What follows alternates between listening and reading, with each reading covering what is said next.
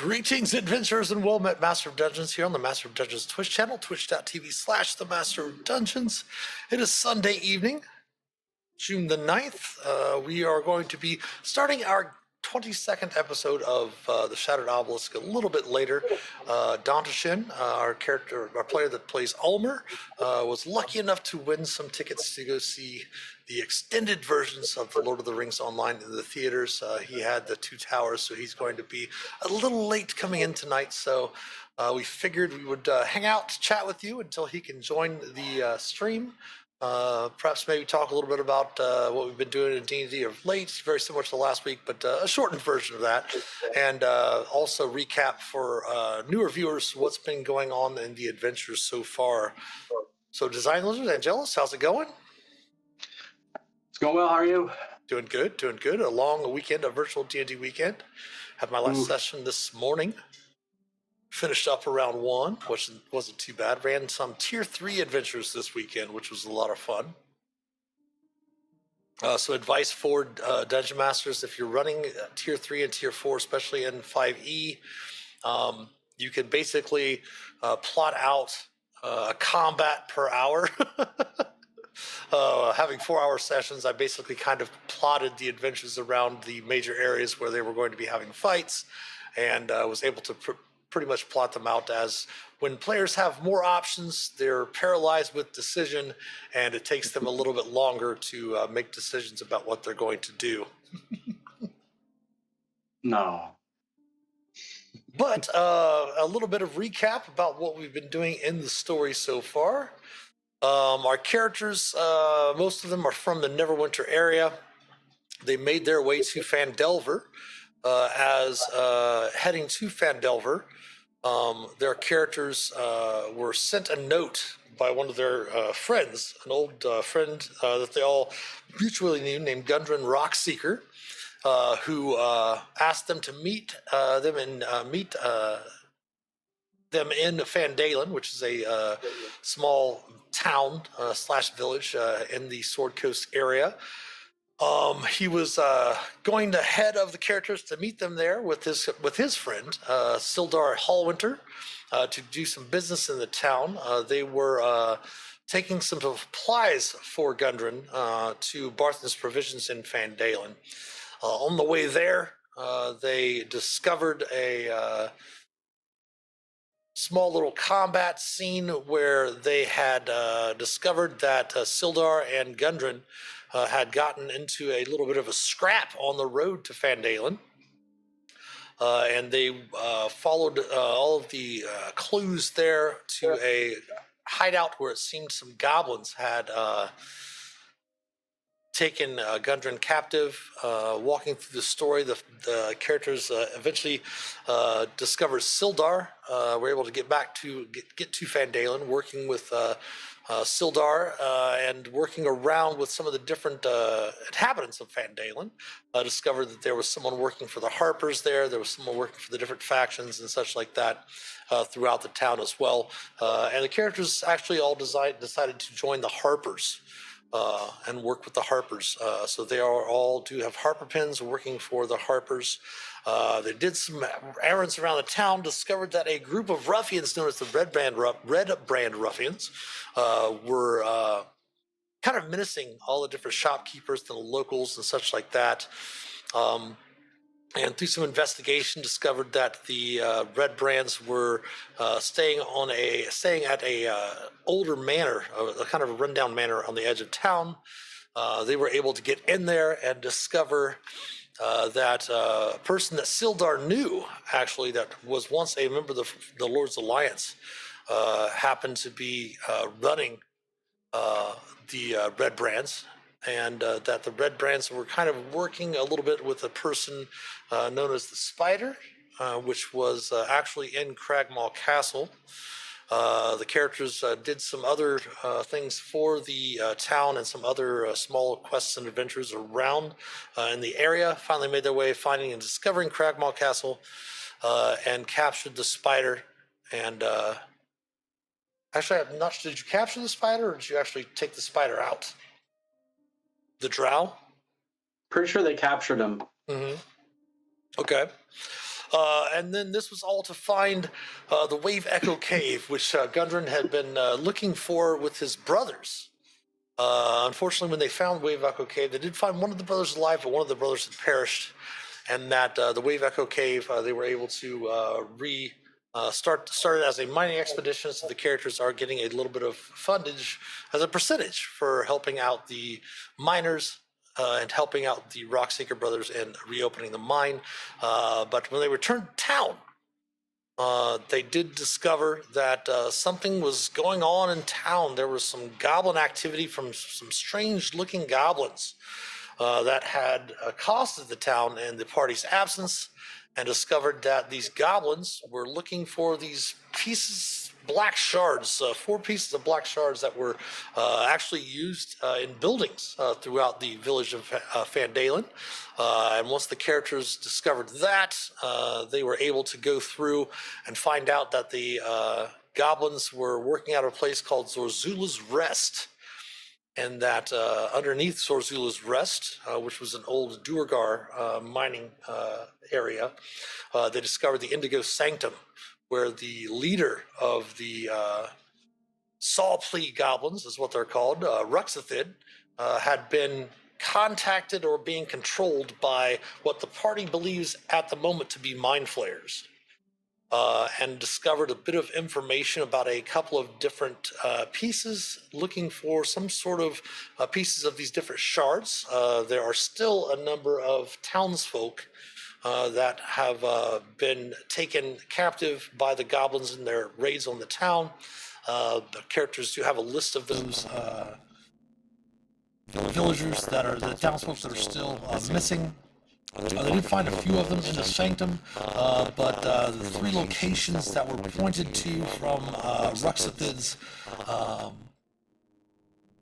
battle plans and maps and such was a place known as Talhundrath, and the crypt of the Talhund, which is underneath Talhundrath, and then an old trading post in the Underdark known as Gibbet Crossing. And currently, the last session we left off, the characters were in Talhundrath, in the midst of combat with some earth elementals, which once we do have Ulmor back with us for the stream, hopefully here in the next half hour or so, we will jump right back into the combat. How's that for the recap?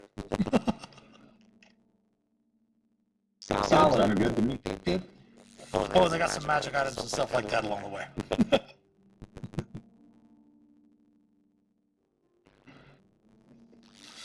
So D&D news-wise, I'm not sure if for the virtual D&D weekends, I think in July we might have some special things coming up for the 50th anniversary of Dungeons & Dragons. I do know that at Gen Con, I'm not sure if they're doing Gen Con online this year or not. I know that in person we are doing the D&D Open, which is a D&D tournament, basically. All of the players are going to be using pre-generated characters that are going to be using the rules from the 2024 Player's Handbook. Ooh. And I can't confirm it Is that or deny isn't that it. business? Pardon? If they're doing tournament scoring, is that going to be from the new hardcover? No, it's a D&D Open. They always have some sort of tournament written specifically for it. But yeah, the Tales from the Quest from the Infinite Staircase is coming out next month as well. And I cannot confirm, nor will I deny, that there might be a booth at Gen Con this year that is going to be selling copies of the brand new 2024 Player's Handbook. Cool. I cannot confirm or deny it. So we'll see what happens there. It should be a very, very fun Gen Con. I've got, I'm running a full session of the Open, which is 3 4-hour sessions. We're running it's an Adventures League legal Tier 3 and Tier 4 epic. I believe it's called The Age of the Dragons or something like that, which is a 50th anniversary adventure for the 50th anniversary of Dungeons & Dragons. And then I've got a couple of panels for writers this year at Gen Con, which should be a lot of fun. Any conventions near you all in New England coming up? Not that I know of. I don't really follow any of them, so I don't really Gotcha. know what's going on around here. I know Very PAX small ones East. in rural Connecticut in September. I think PAX East is usually in the beginning of December, I think, and that's in Philly. I'm not sure where PAX Unplugged is this year. I know PAX West is out in East is usually Boston. Yes, that's right. Yeah, Unplugged is Boston. That's right. Or did I have those flipped? Unplugged's in Philly and PAX East is in Boston. There we go. Yeah. But yeah, since we partner, since I partner with Baldwin Games for doing conventions, they're doing those. We've got Origins coming up at the end of this month. There's a number of different conventions on there as well. I think other than Gen Con and maybe Origins, I do believe a lot of the other conventions are using tabletop events. For a lot of the tickets, we've actually switched over to tabletop events for the virtual D&D weekends tickets as well. We had been on the Yawning Portal, but that switched over to tabletop events as they had taken. The Wizards decided to use more cumbersome, bringing in different people to try to get the Yawning Portal to work properly. And there was being so many issues with it. Wizards just said, let's just go ahead and drop it and go with tabletop events. The only news I really in D&D, I guess, would be technical stuff that I kind of got towards the end, right before the virtual D&D weekend, was that Roll20 acquired Demiplane. Have either of you done much on Demiplane at all? No, not. When it started, I had heard that it was very similar to like startplaying.games, where it was a place where DMs could go to set up pay-to-play games and such like that. But from what I understand, it's actually developed into something that's very similar to D&D Beyond, but not just for D&D. It's got a lot of other game systems on there, from what I understand. Let's pull it up and see what it looks like here. I did sign up for it when it first came out. Got an account for it in case I wanted to go through and, you know, set some games up on there and such like that. But it looks like he's got a character builder on there as well. Let's sign in here.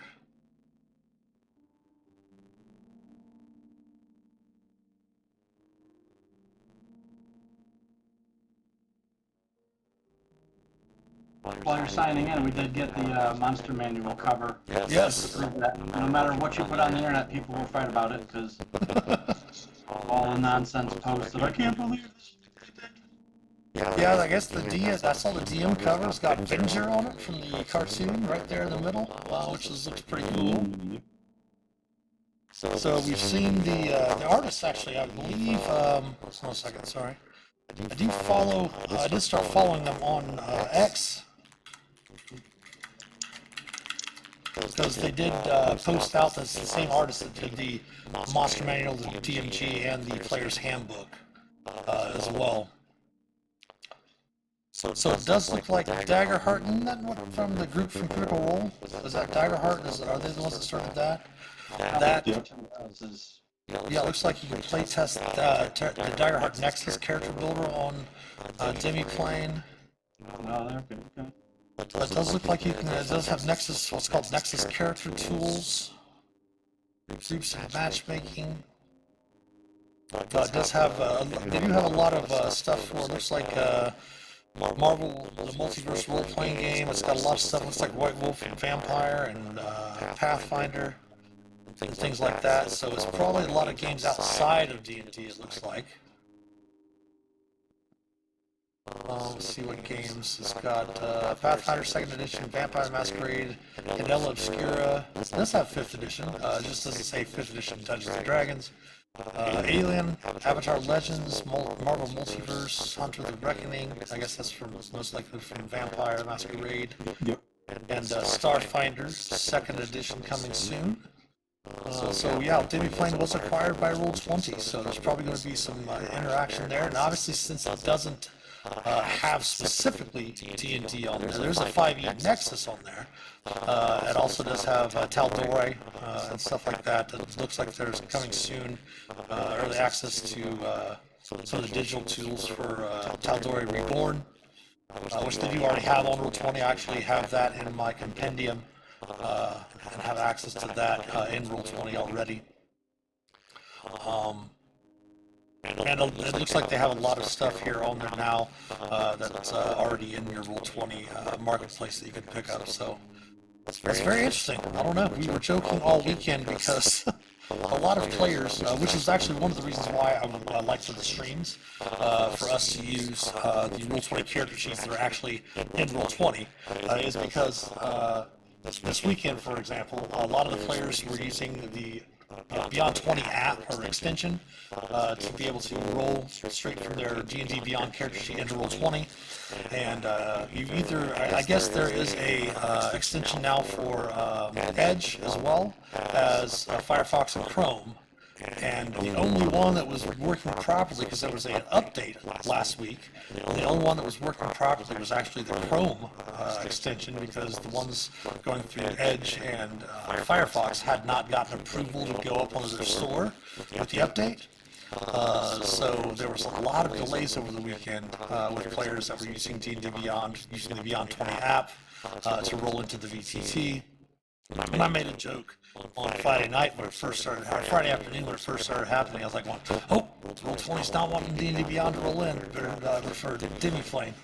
But it was just a joke. Saying that Demi Flame sabotaged. It was just a joke. Just a joke, folks. Not being serious.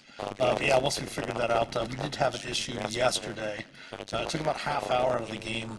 The player was like so apologetic. All of the other players were like, hey, no, we want to make sure you're having fun. We want to make sure everybody's having a good time. Because he was worried about holding up the game, but we were able to go through. And he was a Firefox user. And was able to get into Chrome, get himself logged in, get the app working, and things were going pretty smooth after that. But that is exactly, obviously not saying that it's not cool to use those types of browsers, whatever you're comfortable with. But that is one of the things that we like to do here on the channel is with Roll20 help, to help people out with Roll20, since Roll20 kind of is, I'm not saying it's the best at everything. There are lots of VTTs that have really, really great qualities out there. But it is the most used of the virtual tabletops. And it's the learning curve just for characters isn't really too difficult. Once you understand just how to add things to the character sheet, it becomes a lot easier. And all that. But that way, when we're streaming or we're doing things like that, we're playing games, we're not going to be interrupted because someone's D&D Beyond extension in their browser goes out, and there's like 2 or 3 different things, or this site goes down. If we go down, it's because Roll20 is out, or the OBS is not working or something. That's just one less thing to add to that issue. Did you try anything with the Discord Roll20 integration yet? I did. It looks interesting, but I don't think that it's going to be anything. I don't think it's going to be viable for streaming.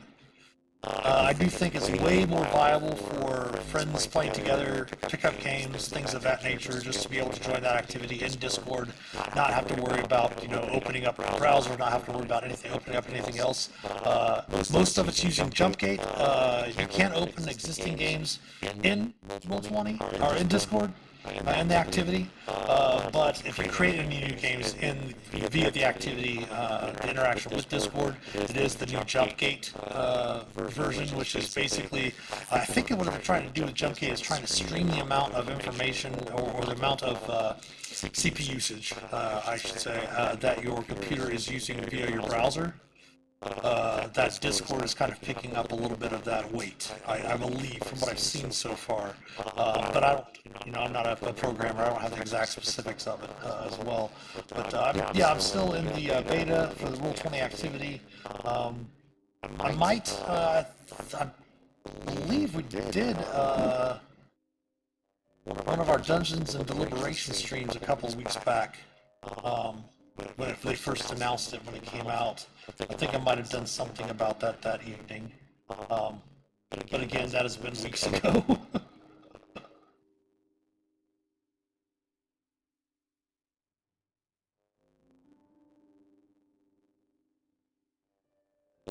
There we go. So yeah, but yeah, I mean, it looks really great. It looks fun. I mean, there might be something later on as the activity gets, more and more beta testing and stuff like that, to where it might be cool to use for just having Discord, not having to have the extra browser open and all that. So it might be something that we might integrate later on. Just depends on how much stuff they get done with it. Anything fun in your games this weekend? How was the library game? I used a random table to for some treasure rolls. Oh, And kids found string and decided to start making bracelets to try to bribe the bad guy. There goes that's perfect. I mean, that's creativity right there. That's the basics of Dungeons and Dragons, right? well, with 3 kids fighting, 3 kids sitting down making bracelets like during their turns. It was quite interesting to watch. Yep. The 3 that were there to fight. Hey, react to fingers. the other 3. Don't worry, we do have fingers. I just saw fingers mention something in chat there. Don't worry, we do remember that your advantage roll for Ulmor for the next D20 roll is still in effect. We still have that for you. We did jot that down from the last session. We still have our turn order up in the room, so once we get Dr. Chin in here, back from his getting to see the extended edition of Two Towers in theater. Oh. Did you happen to catch? Did you? Right, exactly. Did you happen to catch the new Deadpool and Wolverine 30-second trailer from Best Friends Day yesterday? No. They showed from about middle thigh down with the boots what appears to be Lady Deadpool. Oh. So there's a big discussion of who could be playing Lady Deadpool. If it is actually Lady Deadpool. The top 2 contenders for the internet right now is Blake Lively, obviously, with being Ryan Reynolds' wife, or Taylor Swift. I think she's been a little too busy to be filming a movie, so. Which is funny because there was the rumors for the longest time that she actually was having a cameo as Dazzler. But yeah, I saw that and I was like, wow, the internet's all crazy about just it's literally like half a second clip that you see the boots walking and that's it. That's all the internet needs. Mm-hmm.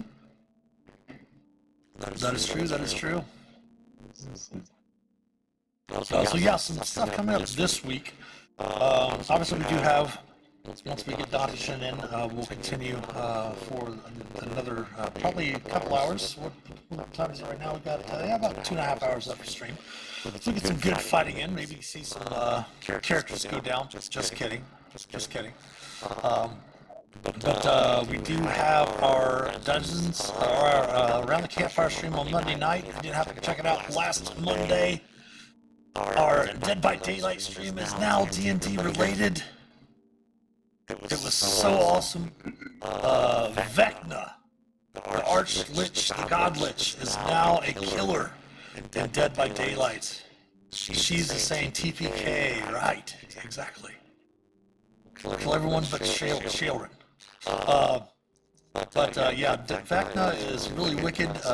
They've added so many D&D Easter eggs to the map, which is called the Forgotten Ruins. Vecna himself actually carries around the Book of Vile Darkness with him. He has 4 spells that he can cast in the game while chasing the survivors. He can cast the Fly spell, which is awesome. Allows him to fly and move very quickly across the map. He has the Flight of the Damned, which will send out basically like spirit warriors to try to injure the players that just kind of fly across the screen. He's got a Dispelling Orb that he can shoot across the screen to detect where the players are. And then he does have a Mage Hand. He's got the Mage Hand spell, which allows him to block pallets from being thrown by the survivors. Or he can use the Mage Hand after a survivor throws a pallet down. He can use it really quickly to pull it right back up and just keep on moving through it. which we got pretty adept at it last week. I looked to try to find any lore about the survivor, because the survivor that came in is actually two survivors in one. You can either play it as a female elven bard or a male human bard, or you can mix and match the different pieces there's a headpiece, a body piece, and a leg piece. But the female elven bard's name is Astree. I can't remember the last name. Astree, and then the Bearmar is the human male bard. I don't think that they have any lore for them in Dungeons and Dragons. I think they were actually made just for the game. So I'm not sure if those are quote unquote technically licensed. But kill them all. Yeah, those were fun and interesting to play. The really cool thing about playing at Survivors is that you can actually go around and there are magical chests that you can loot and either get a pair of gloves or a pair of boots that will help you against one of the 4 spells that Vecna can cast. If you roll a natural 20 and you roll a d20 when you open the chest, if you roll a natural 20, you either find the hand of Vecna or the eye of Vecna in there.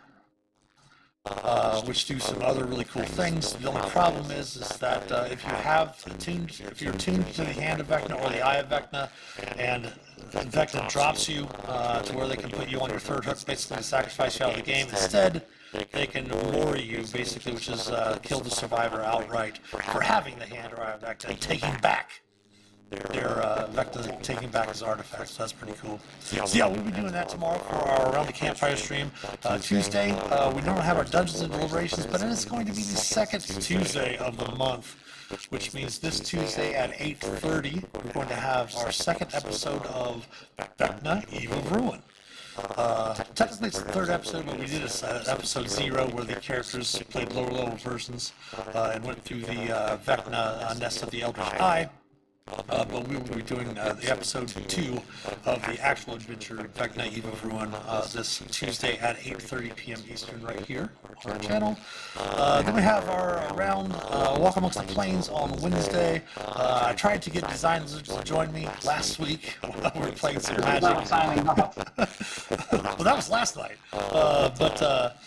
Last week, getting some horrible luck in some of those games, but at the same time, it's just kind of getting back into the rhythm, getting back into the algorithm of the game, getting some decks that are a little bit more with some newer stuff in there. So we went through and got some stuff, picked some stuff up between now and then, so we'll have that on Wednesday. And then, of course, Thursday and Friday, we have our dungeon delving stream, playing some Lord of the Rings online. Right now, the Lord of the Rings, they do have, for Lord of the Rings Online, they're running their Midsummer Festival, started last week, and oddly enough, I don't know why, don't ask me, it was cool, I like it. They're also running simultaneously their Yuletide Festival, which is usually their winter/Christmas festival, and they're like Christmas in June, and we're like, okay. So they're running both of those side by side, which is pretty cool. And we'll do that on Thursday and Friday. And then, of course, also on Friday, we have from 7 to 9 p.m. I actually stream Lord of the Rings Online on the official Lord of the Rings Online Twitch channel, twitch.tv/LoTroStream, which they might have gotten a little surprised tonight when we logged in because I forgot to change the stream key from their stream key over there on LoTroStream back to our own here on the Master of Dungeons channel. So when we went live, we were live briefly on LoTroStream with our opening title. So I already sent apologies through Slack over to the team saying, oh, sorry guys, I forgot. Which they had mentioned, be careful, sometimes that happens, and then it just happened. I was like, ah. So that's why we were a couple of minutes late in getting on tonight.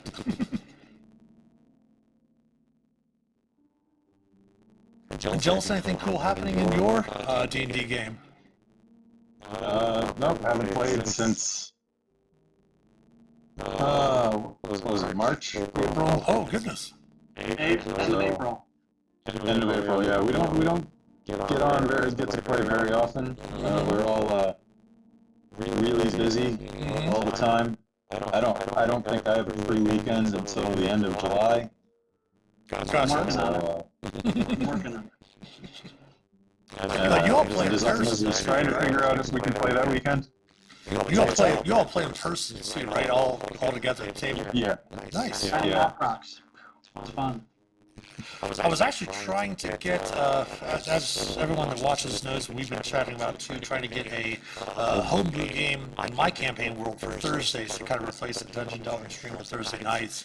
I have been chatting with a group that before COVID, we had been getting together and playing games on Friday nights, like every other Friday night.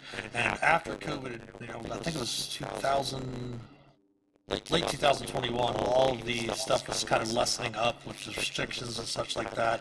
We had all started getting back together and playing Rime of the Frostmaiden, Icewind Dale Rime of the Frostmaiden.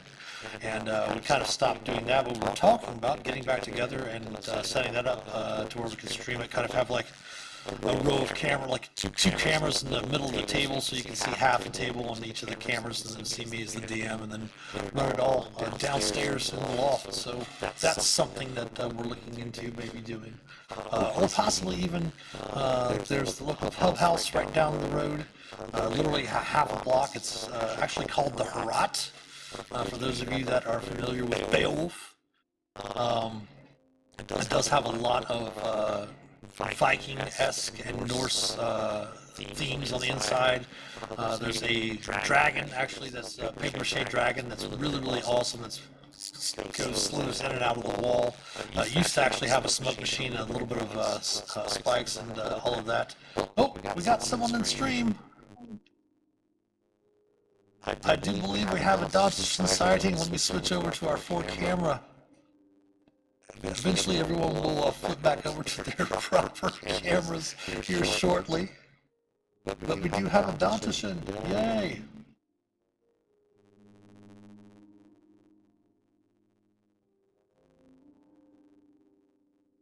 Let me check his camera here.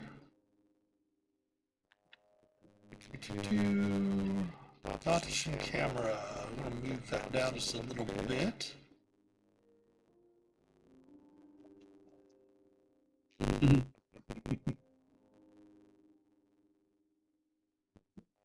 As it's got the top half of Design Lizard in his shot. We're going to reach up to Ulmor. We're going to do this as we can.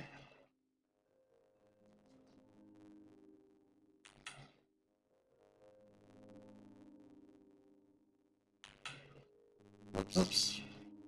There we go.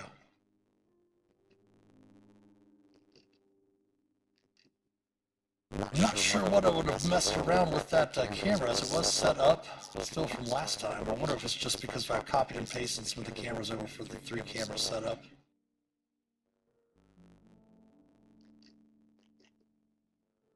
Hey, there we go.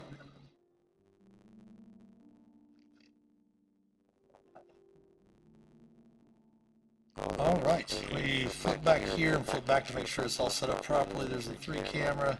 There we go, back to the 4 camera. All right, and we cannot hear your volume at the moment, Dantishan. No problem. Getting that fixed. I'm going to go ahead then and move this over here,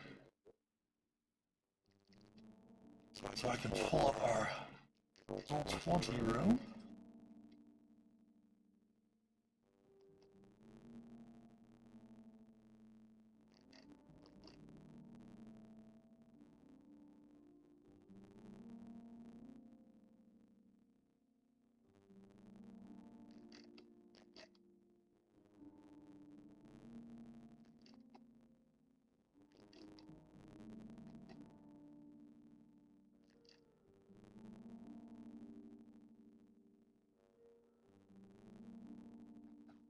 Getting a few little things done. I'm going to go ahead and switch over to our tech channel for technical difficulties. We'll be back very quickly once we get the sound issue taken care of. So stick around, we'll be back in a few.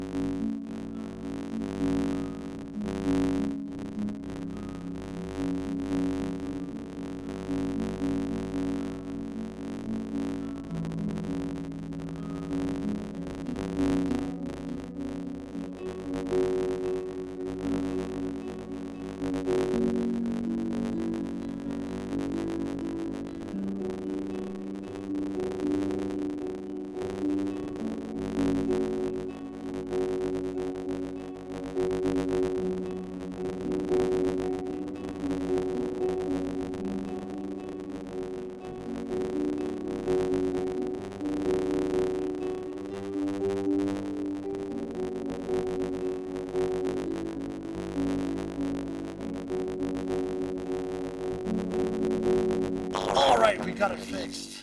Rock and roll. Way to go, Discord. We've got sometimes Discord. If you ever have an issue like that for those watching, if you happen to not your mic's not working, your headset's not working, just go back into your settings in Discord. Sometimes you have to re-click which in your voice and video, which microphone and headset you're using, because there's a small little thing that I'm sure they're working on it that doesn't necessarily recognize the last input you had in when you log in the next time. But we got it fixed and we're good to go. So how was the Two Towers in the extended edition? It was good. It was good, and it was also 4K, which there are minor differences. Yeah, it's remastered and in 4K. And I've got not only that ticket. I've got yesterday I went and saw Fellowship of the Ring. Today it was Two Towers, and tomorrow night is Return of the King. But it was in 4K, remastered edition, and extended edition in the theater. So it was pretty damn awesome. No doubt. Alright, well, let's go ahead and see how fast Ulmer's character is going to die because of the envy of the Dungeon Master in this game. Let's go ahead and over to the combat stream. What we did last leave off, Ulmer, we did do a recap for all of the all of the viewers about leading up to the point where we're at here in Tal 100th. When last we left off, your characters were in combat. Keep in mind, Ulmer, that you do have advantage on your next D20 roll from fingers and their usage of their gold pieces. Don't forget, those watching, there are channel points. The longer you watch, the more gold pieces you can collect. If you go down to the bottom of the chat there, you'll see the little dragon gold piece icon. It should tell you also how many gold pieces you have there. If you click on that, it'll tell you what you can do with those gold pieces to redeem them to help the party or hinder the monsters. But this is the top of round 3. Before we get started, let's do a quick reintroduction of characters. Phelix, let everybody know, remind them who you're playing. I am playing Phelix, the Lightfoot Halfling Order of Scribes Wizard, with the urchin background. Spent my life living on the streets of Neverwinter, and now I am in Phandelver, or wherever this particular little temple thingy, or whatever it is we're in, is, adventuring with my friends. Excellent. Go ahead and refresh your inspiration if you do not have it. Hannibal, go ahead. Hannibal Kane, Hill Dwarf, level 7, Way of the Ascendant Dragon Monk. I haven't seen enough dragon stuff in Dungeons and Dragons with Monk. I love punching things, I love using my key points. I love traveling with my 4 friends, including Shae. And I'm looking forward to maybe learning more about myself once there's some downtime back in town with our wandering dwarf friend. Just realized that Ulmer's camera's messed up on this screen as well, so give me a second to fix that again. Oh, goodness. Okay. Alright, let's bring that one up there. Move it down. Extend it up there. There he is. There we go. Alright. And speaking of Ulmer, go ahead and reintroduce yourself to the viewers as well.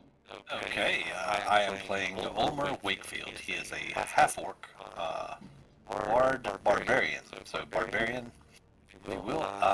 He has chosen the path of the totem warrior. And he's got a few spells from the bard area, but he's decided that he likes to bash heads a little bit more than cast spells, only when needed. One of the things he has, of his many flaws of not being very wise and not being very smart, he does have a tendency to not back down. If someone questions his courage, he won't back down, no matter how dangerous the situation is. So it kind of gets him in trouble. And Ulmer, that is a picture there of Ulmer.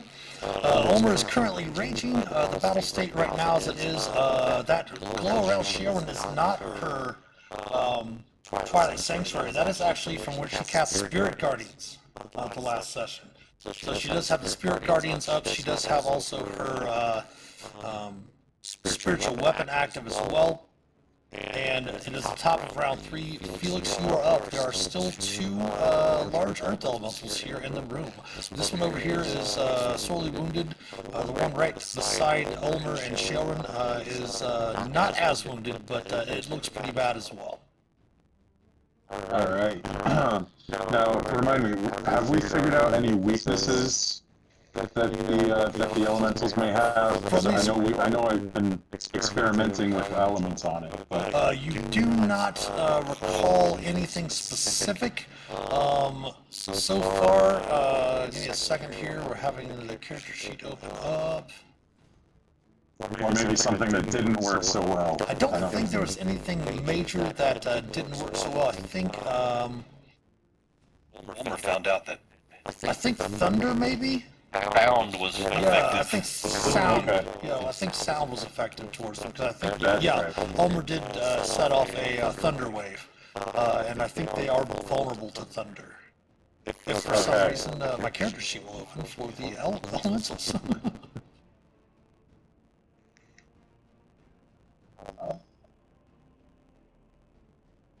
But go ahead.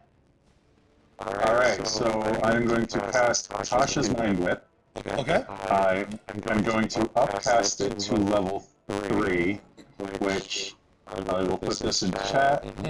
When you cast a spell using a spell slot of 3rd level or higher, you can target one additional creature for each slot level above 2nd. I can target both elementals. Okay. They need to make an intelligence saving throw. And your DC is 15, correct? My DC is 15.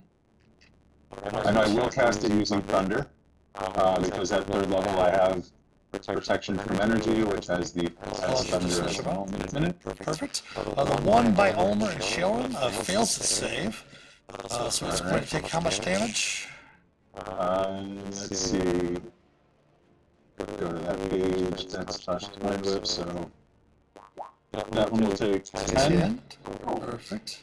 So we'll take 20. So 20.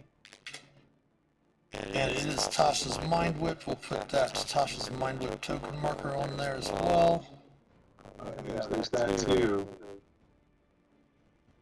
Here we go. And then we will attempt to save for the other one.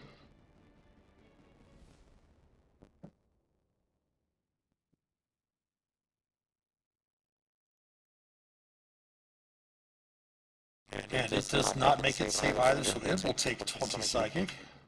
Okay, okay, that works for me. I'm sorry, 20 thunder. Thunder. Yeah.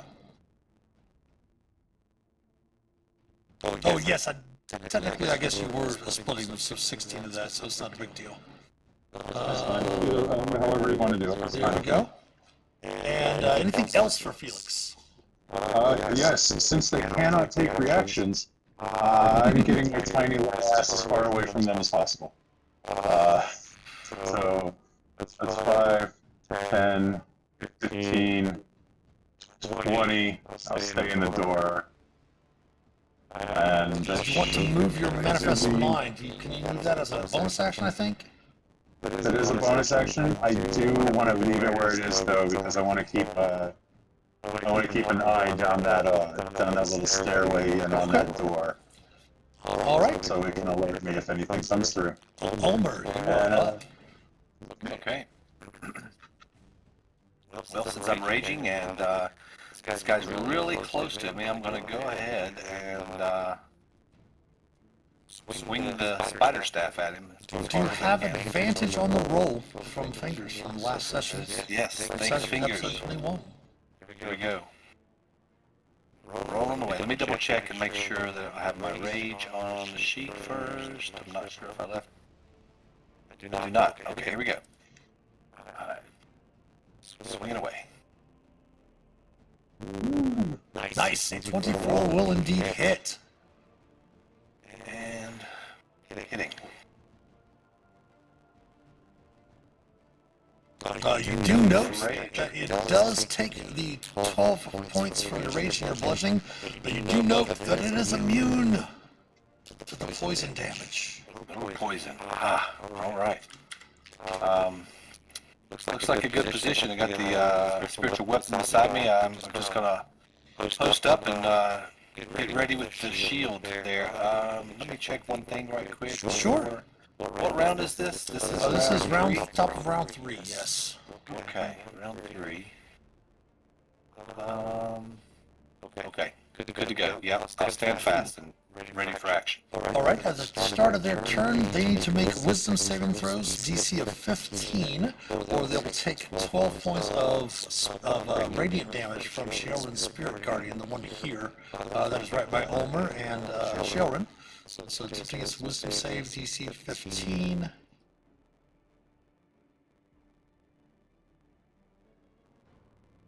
It will make it save, so it will only take 6 points of radiant damage. This one is going to lash out with its slam attack with 2 slam attacks at Hannibal, and the other one will take 2 slam attacks against the barbarian against Ulmor. So slam against Hannibal first. AC of 18, Hannibal. 18 hit. For 16 bludgeoning. That's nothing. And then 15 bludgeoning. And then the attacks against Ulmor, so that's an AC of 18 as well. Will miss. And will miss. Nice! I like how that works out. Yes. Yes. It's a shield, man. Come on, it's a shield. It's the shield. The one who reduces it takes none of it. And that brings it around to Hannibal. Alright, growl at this ugly mug in front of me. I'm gonna smash it with you. Oof. Oh my god. Smash it with you. 19 will hit. 10 slashing. I'm quite upset. I'm going to burn a key point to flurry of blows. Okay. There we Yes! go. There's a crit. Boom. Nice. Second punch hurts my hand. Oof. Ooh, yeah. Bonus action, I'm gonna... Flurry of blows. Alright, that brings us around to Shaelin. Shaelin's going to adjust her positioning and move over to here so that she can get the other Earth Elemental and her Spirit Guardians. The first thing she's going to do is she's going to use her spiritual weapon on the... actually, she's going to use a spiritual weapon on the one right here by her and Ulmor first. She will hit that.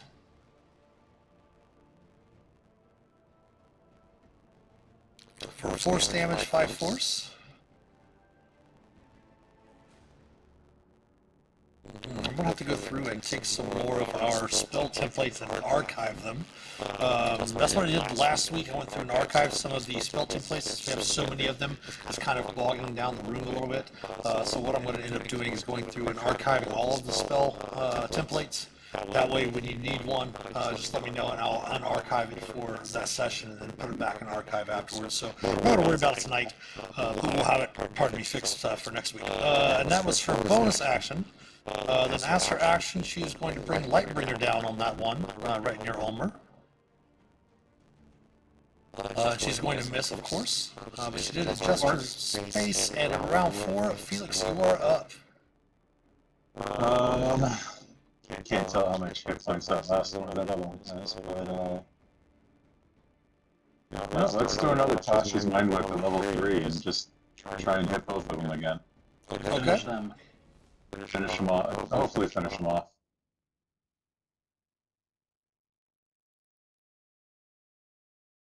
So that's intelligence saving throws. Go ahead and give me the damage if you would. 13 psych or thunder, so we're gonna double that to 26. The one right by Ulmor. Will make his save. So 13. And my apologies, even with, go ahead and take the last damage that you took, We just got a subscription with Prime. Thank you, Dottishin. For your Hannibal, take back 15 hit points. They can only take one attack because of the Tashas. Even if they have multi-attack, they can still only attack once. So would not have been able to get that second attack against you. That is my fault. Thank you. So that is going to still take 13 thunder, even though because it still saves for half, right? Yep. All right, and then we're going to try the one right by Hannibal. I distracted Saving throw. That's not wisdom, intelligence. Bad joke. That's where some of the lag's coming from. Yeah, I did that with my base room for Tomb of Annihilation, all the Season 7 things, and that will finish that elemental off. Anything else for Felix? I was just saying that I did that with the archiving the templates and it sped up the whole room, so hopefully that'll help us out. 5 feet isn't gonna thrust into the wall. Isn't gonna do it. Yeah. Really got too much strength to do that with anyway. So no, I think I'm set at this point. All right, Ulmor. He's been waiting for his chance to get an attack in with his spider staff once again. Grumbling to himself that it doesn't take poison. It doesn't seem to anyway, and swings away with the spider staff. That will barely miss. Oh. And he shakes the staff, thinking, why have you failed me? And then he looks over to Hannibal. It's yours. I'm going to count it as mine, though. And then, He's watching Gimli and Legolas tonight. Yes, he was. and I'll stand fast here. And actually, I'm going to go ahead and move around and go over here on this side, just to give him plenty of room for his chestliness. Okay. On the Earth Elemental's turn, it does indeed have to make yet another Wisdom saving throw from the Spirit Guardians. Oh, yes. That's what kills it. That's what killed him. That might do it. I might have said all that for fun. It will fail, and the damage was 12 last time. We're just going to keep that static. So that is going to finish off the Earth Elemental, taking you all out of combat. Oh, yeah. What happened? Shelrin, it still counts as mine. Of course it does, love, she says. Okay, pick up a piece of what's left of the one that I didn't kill next to me. Didn't survive, and next time we see some. But to remind you also where you're at here, you had encountered some drow, and they were looking for their father that they had said had joined this cult. And they are actually up here. They had discussed how they were going to go up to the entrance, back where you came in. And they were up there, and you had agreed to try to find their father. If you could bring him back alive to them, they would appreciate it. And if you recall, they'd offered you a periaptic health for doing so, if you're able to do it. The room that you're currently in, for some reason, it's made the handout very, very small. I was having that issue this weekend as well. Let's close it out and see if we can't reopen it, see if it'll resize that for us.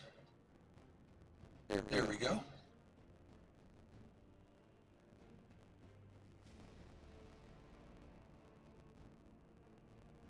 But as you had, if you recall, you'd opened up, you'd found a granite ledger. That was titled the Granite Ledger, and when you had, I believe when Hannibal had picked it up, or Felix picked up, one of the two, some ancient protective wards were on the book, and when you touched it, that's when the two elementals had risen from the floor to just smash anyone.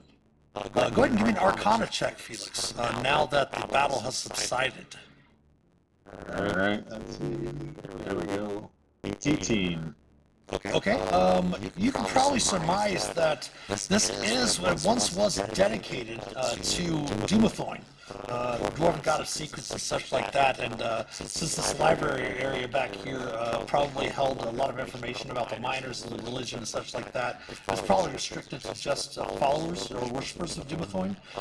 If you were to have a holy symbol of Doomethorn on, it would have probably been fine. But we do have an ad break, so we're going to take a small little break. We'll come back on the other side of the ad break, so use the restroom, stretch your legs, and we'll be back in a few. So stick around, we'll be back.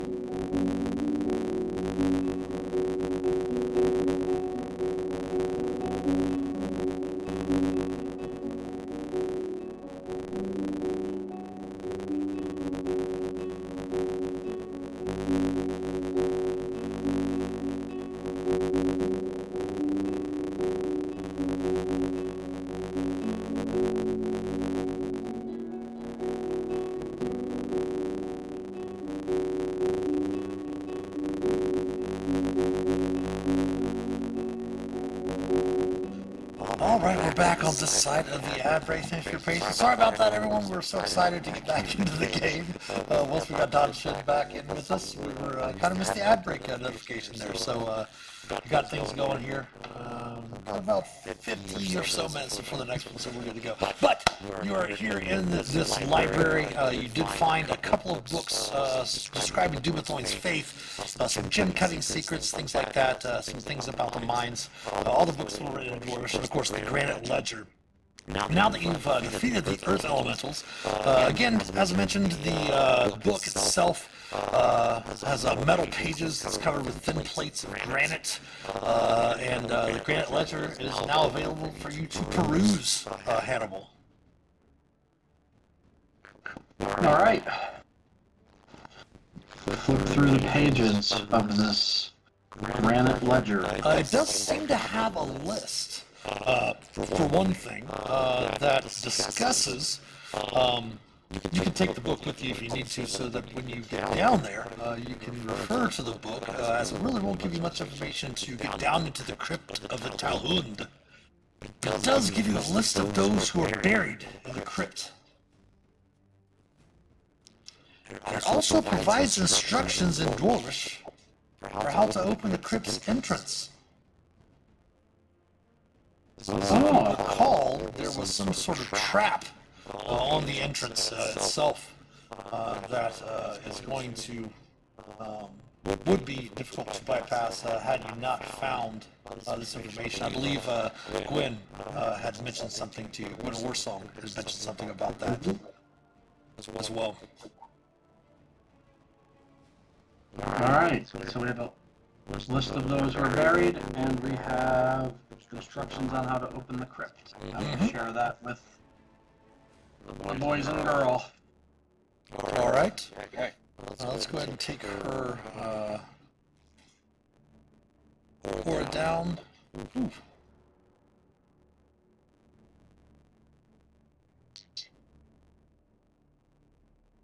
So, who's buried in there? Are they all dwarves?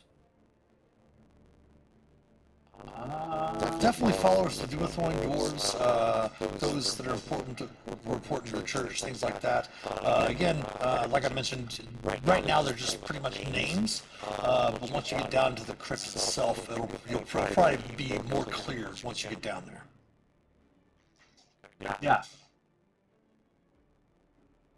Anyone who donated a certain amount got a patron level of granite in the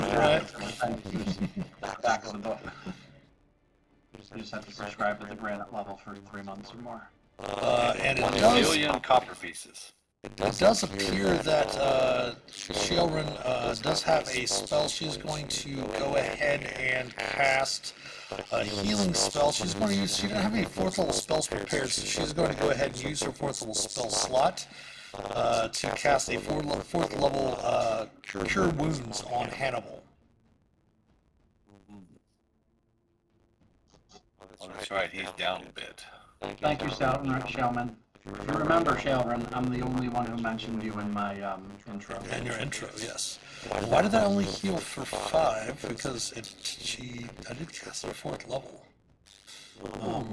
Let's go ahead and do that one more time. Ignore that 5. Let's go ahead and cast that again at 4th level. Well, Ulmor's not quite pissed off right now.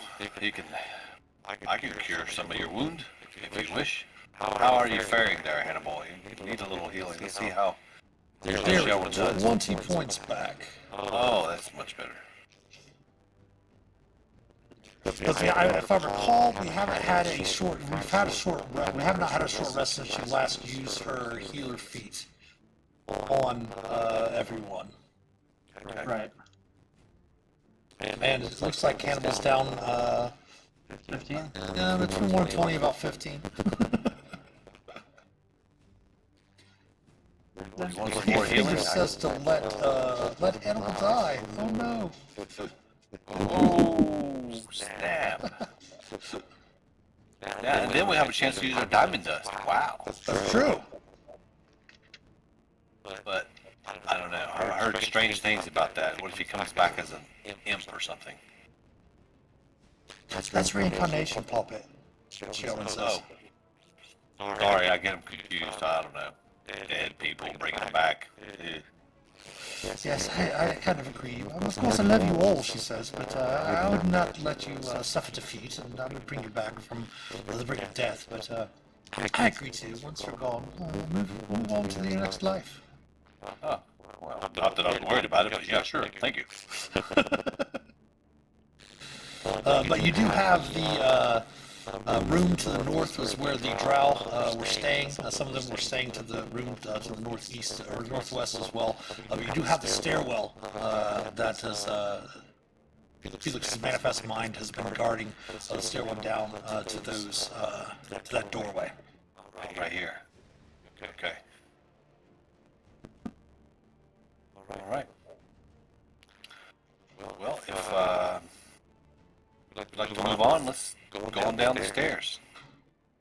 See if we can find out any more rooms. We gotta find this drow guy. Seems important. Might be good for those guys. Have your dad back.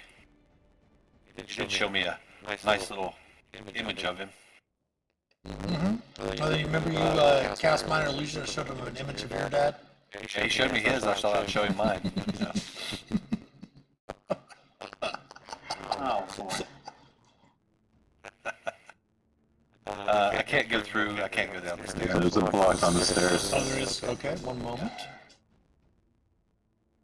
Thank you for the follow, Red Beard Pirate King. Yes, nice. That is an epic Twitch name right there. Yes. Oh, it did. Okay, let me get rid of a couple of those. There we go. Should be able to go ahead down the stairs now. I just went ahead and moved Sharon out there just to help with the moving things, or I'll move things along. So she's with you. I just went ahead and moved her token. Okay. Awesome. Oh yeah, we did introduce them earlier when we were reintroducing the characters. Sharon is the NPC cleric, Twilight cleric that is traveling with the party. She did replace our wonderful friend Otter, who was not able to play the campaign with us. He was playing his turtle, Twilight cleric. What's the turtle's name? What's the artist's name? What's the other artist? Not Picasso. Oh, why would you do that? Leonardo, Donatello. No, it was the artist. Michelangelo. They did like the Michelangelo. the splash painting. Pollock. Pollock, yes. Pollock, yes. Pollock. Oh, yeah. It was Pollock. But yeah, you do, Hannibal, as you all come down those stairs. You do see an alcove at the end of the majestic yet rubble-choked hall. It contains an enormous statue of a dwarven scholar atop a high plinth. A figure chips at the statue's head, shaping the visage into a wheeling inhuman face. Four pyramid-shaped nuggets with legs lounge around the statue's base, and you see a set of double doors to the east.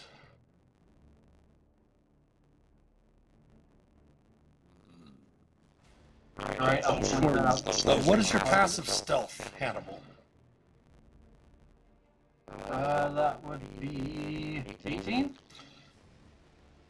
You have plus 8 to your stealth? Very nice. What is your passive stealth, Ulmor? I'm sorry.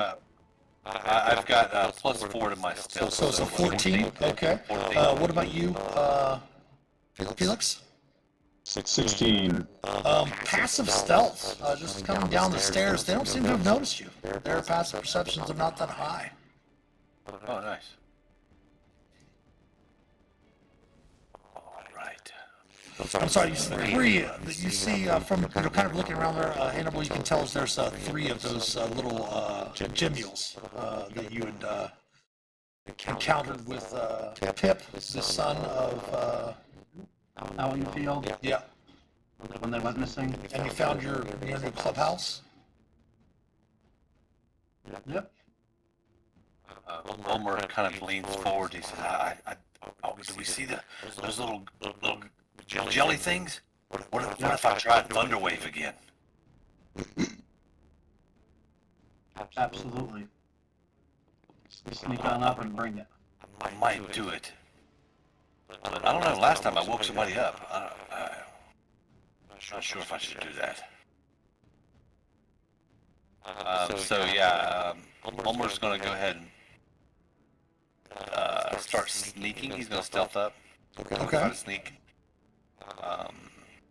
Even though he's got pretty good passive, we're going to try to get a little better. Oh, yeah.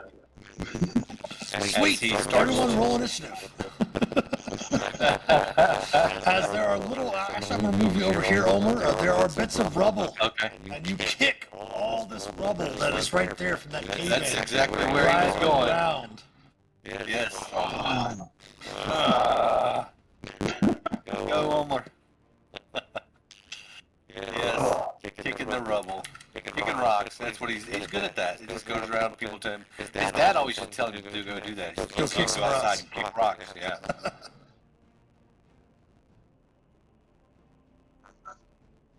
So he's used to it. Okay then.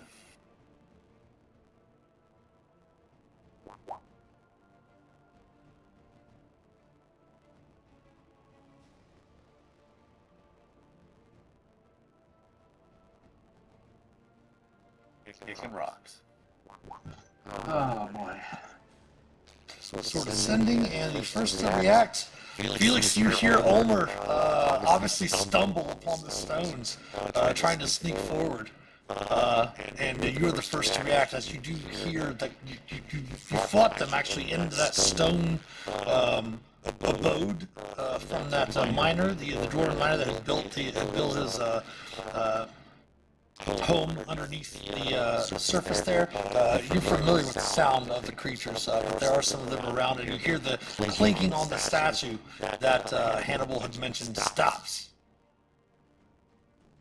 Alright, I'm going to move my manifest mind forward. Okay. 15, 20.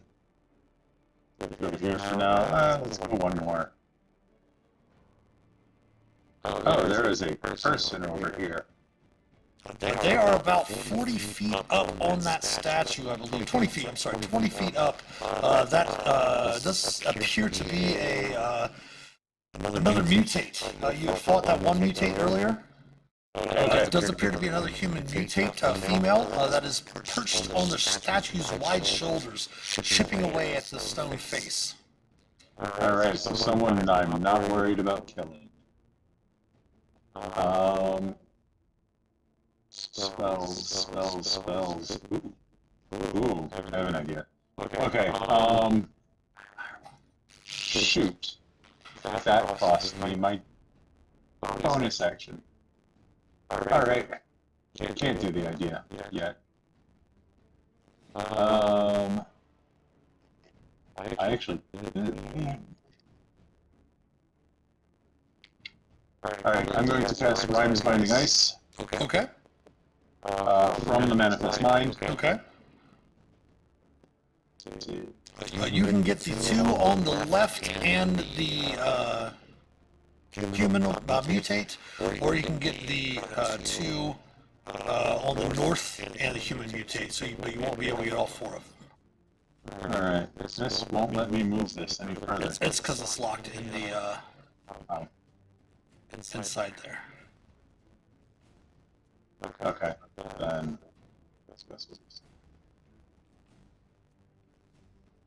Yeah, that works for me.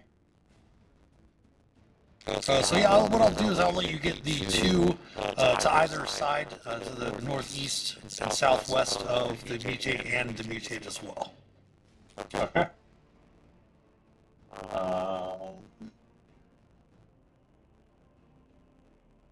This must be nice. So we'll pop that in the chat. First gold energy, 30-foot cone. I don't remember if we had any, or I don't remember what knowledge we had on them about immunities or anything like that. So I'm going to stick with cold. Stick with cold, okay.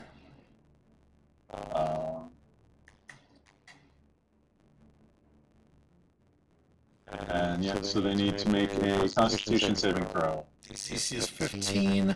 We will attempt the gym mill down to the south first. Con save.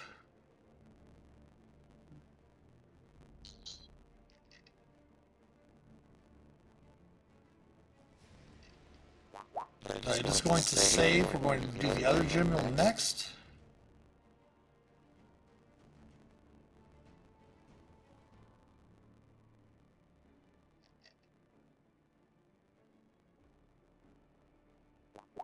And then we are going to do the human.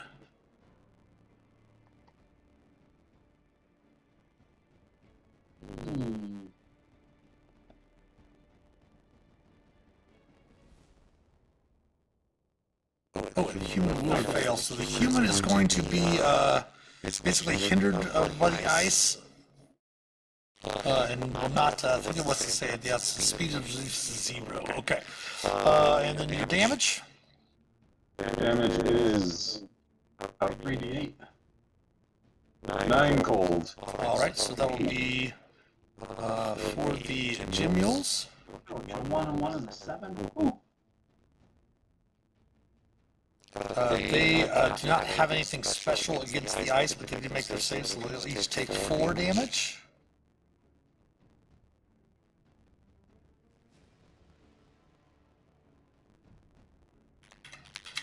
Oops.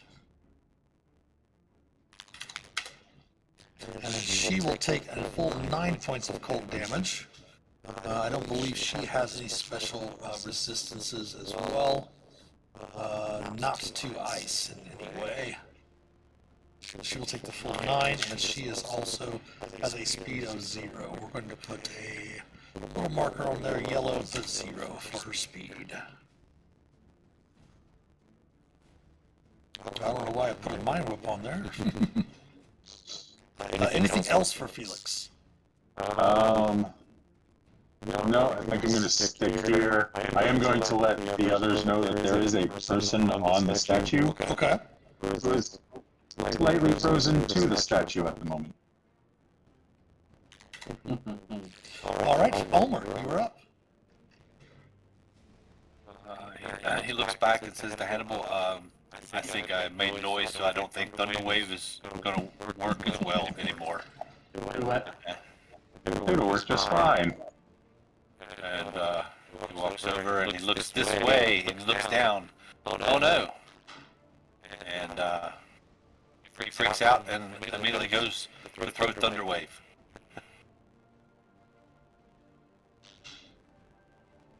You should share the space with the manifest mind. You should get all of them if you're there. No, because it's only 9. It's only a 3x3 square. Oh, it's a 3x3, sorry.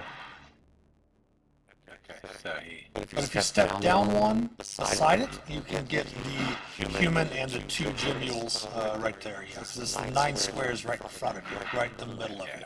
Yeah. Alright. Thunder Wave. Casting at the level... One. Okay. Right. Oh, not raging, of course, but yes. Raging Thunderwave. Alright, if they DC 13 fail, con save. con save, if they fail, they will be pushed back 5 feet, I believe, right? Yes. Well, push her off the statue or him off the 10 statue. feet. 10 feet. 10 feet. Excellent. 10 feet. Okay. So let's do the gemules first. Con save DC 13.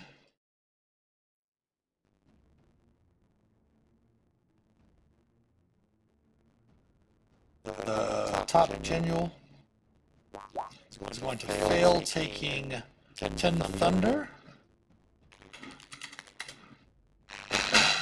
It is going to push that back 10 feet over to here.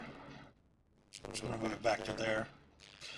This one is going to attempt its con save.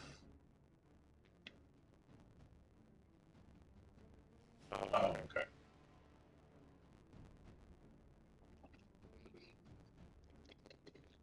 It is going to make the save, taking 5 thunder. Ooh. And then the attempt for Malenia, human.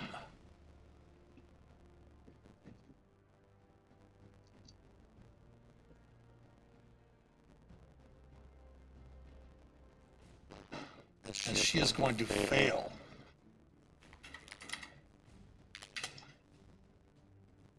However, she is caked in ice and frozen to the statue, so she is not going to be pushed back from the thunder wave.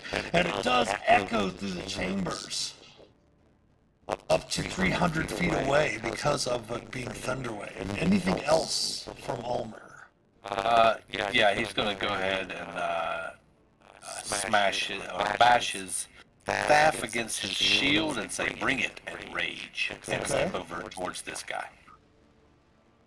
Keep in mind that she is, I was going to say, she is 20 feet up, frozen to that statue from the Rhymes Binding Ice. Okay. All right. It is her turn. She is still frozen, but she is going to try to shout out over the thunderous echoing of the thunderwave finishing off. And Ulmor, what's your passive perception of 11? Even your passive perception of 11, you can hear there are things on the other side of the door getting ready to come through. On her turn, Actually, yeah, okay. Passive perception should be 15. I don't know why it's 11. you might not have updated it. If it's a 11, if it's a 15, update it in your name description in Rule 20 there. Okay, I'll update it. But yes, okay. I hear things coming through the door right beside me. Yes, right directly boy. beside you. But she is going to shake out, and she cannot move because of the blast. See, she's her 0. Is that how long does she stay frozen? 1 minute. 1 minute, or Yes.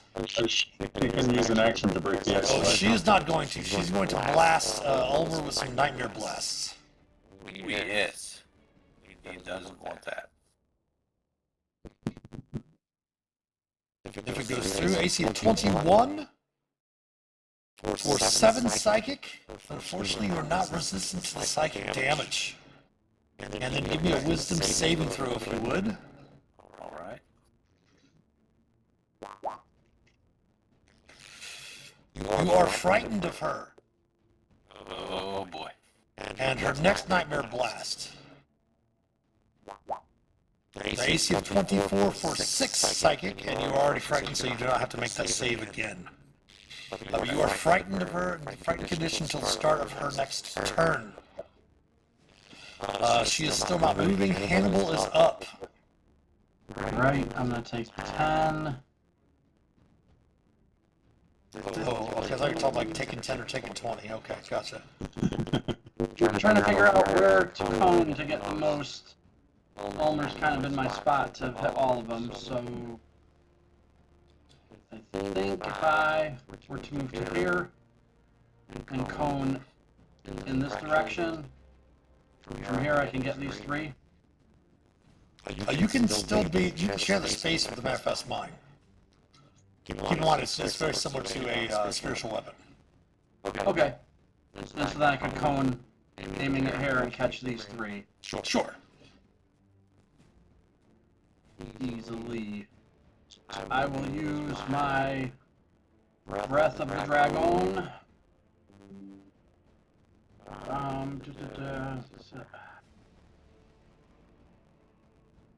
They make a dex save equal to my key, which is 15. And there'll be 2 rolls in my martial arts die, which is still d6. Like that. Not the best. So dex save is 15. Yes. And what type of damage are you using? Oh, Acid, cold, fire, lightning, or poison? Lightning, okay. lightning. Lightning breath. Ooh, nice.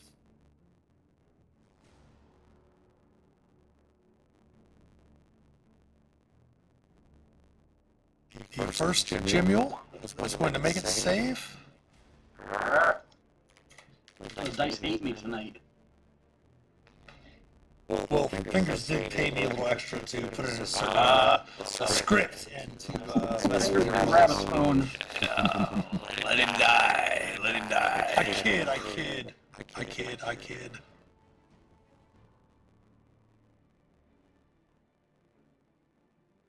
The next one will make its save as well.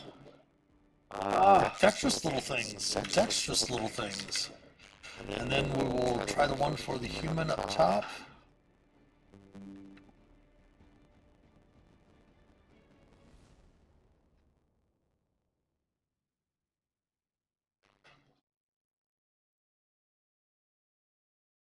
It will fail, taking 7 lightning damage. That was one of your attacks. Yep, so I'm going to move up and I'm going to hew at this one to my south. Double strike true. For 7 slashing. You get 1 punch, not. Okay, just bonus action for that. And we'll miss. Might want to use that change dice emote. There we go. Twice. Had some bad rolls today. Double nat 1s, nat 1. That's me. Too. Anything else for Hannibal? End of turn for Hannibal, okay. Shaelrin is up. Let's see here. 5, 10, 15, 20, 25, 30, 35. She's going to come up over to here. Her bonus action is going to move her spiritual weapon, since that's active actually for 10 minutes. So after this combat, she will lose her spiritual weapon. She's going to step up here. She's going to try to shout out to Ulmor, hearing with her passive perception to be mindful. They're coming through the door over there. And then she is going to cast a spell. She is going to cast... she does have a couple of 3rd level spells left. She's going to go ahead and pop into the Spirit Guardians up. Let's go ahead and actually... Can we make that? Yeah, we can make that into a...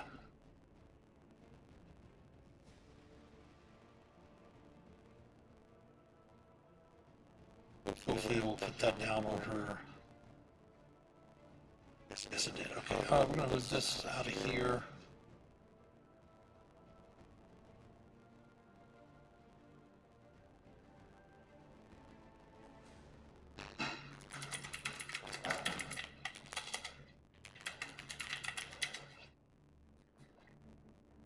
Make that there. That way she has the Spirit Guardian. We have the macro up for her. So that way when it comes to their turn, they can all, I can go ahead and pop that Spirit Guardians back up for them to make the check. I'm going to change the color since you were having an issue. Felix was seeing their life point bar, since that green color is very similar. So we're going to go ahead and make it a nice pink color here. For her Spirit Guard. Oh, not that much. That's only 15 feet, not 30 feet. That's her Twilight Sanctuary. 15. There we go. So that's her action. That's her bonus action. And her turn is over. The Gemules are now up. The one right in front of you, Hannibal. Yeah. Leeching, trying to leech onto you. DC 14 dexterity saving throw.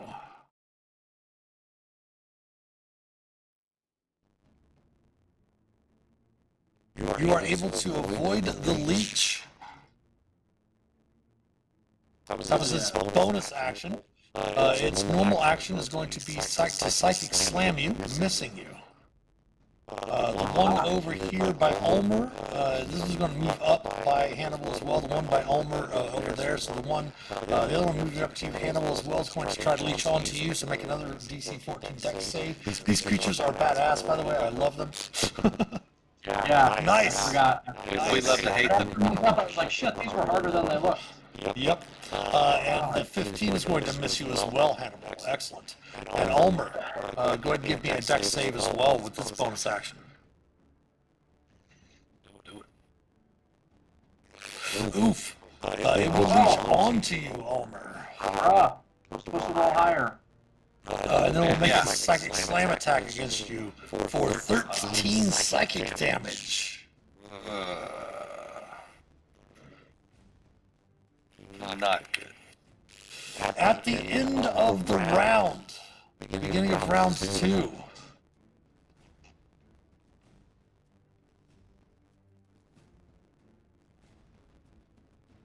I'm just going to move these doors off to the side so that they're not going to be causing issues with everyone opening and closing the doors.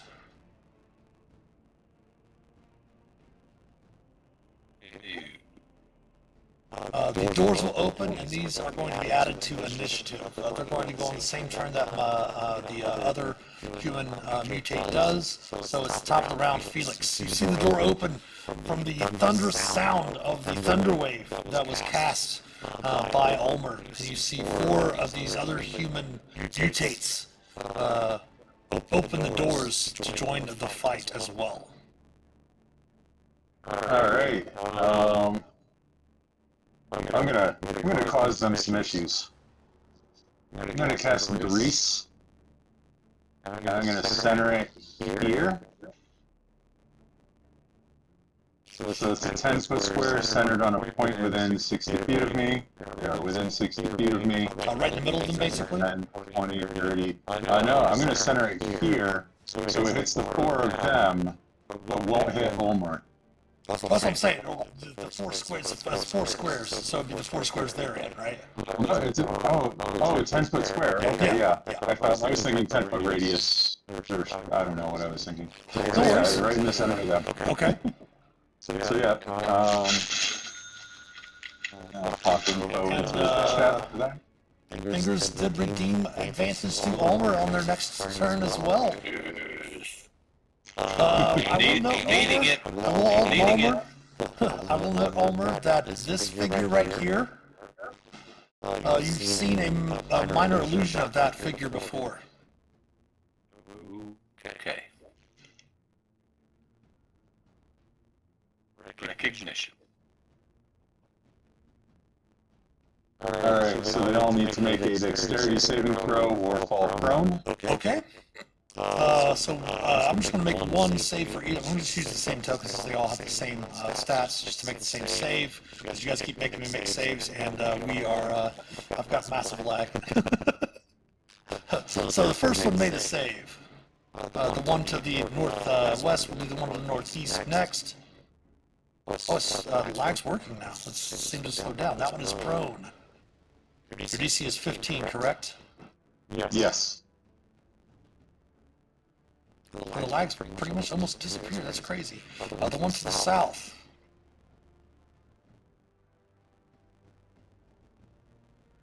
Will be prone as well. And then the drow.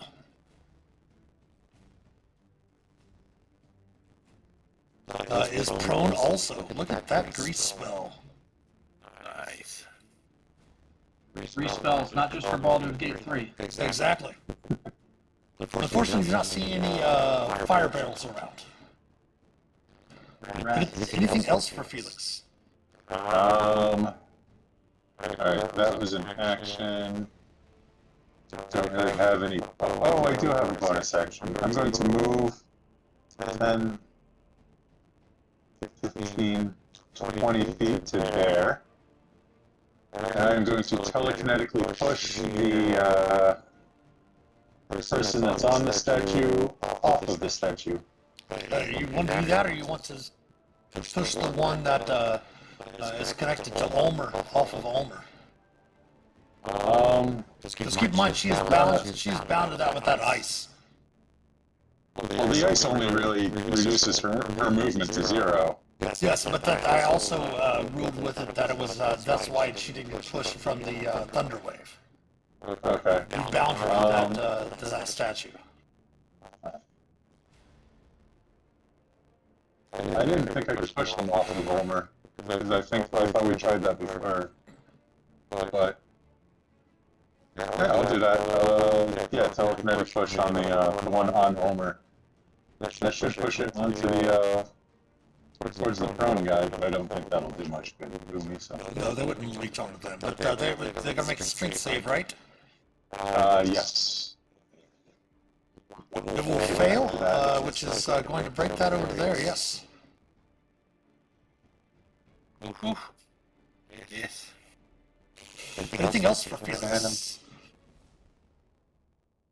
No, I think that's good for me. Very effective round. Very effective round. Ulmor, you are up. Keep in mind this one is not prone, so if you want to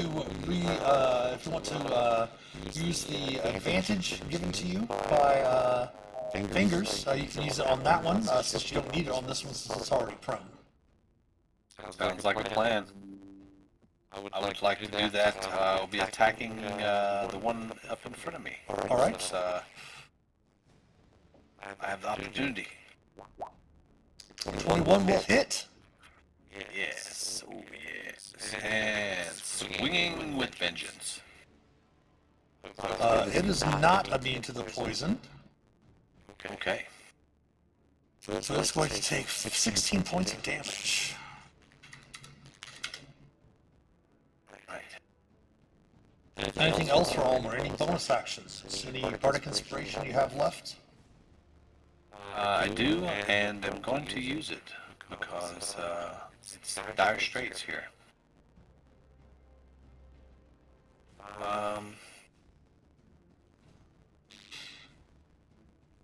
So Phelix is blasting away.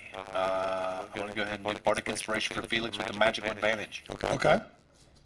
Nice.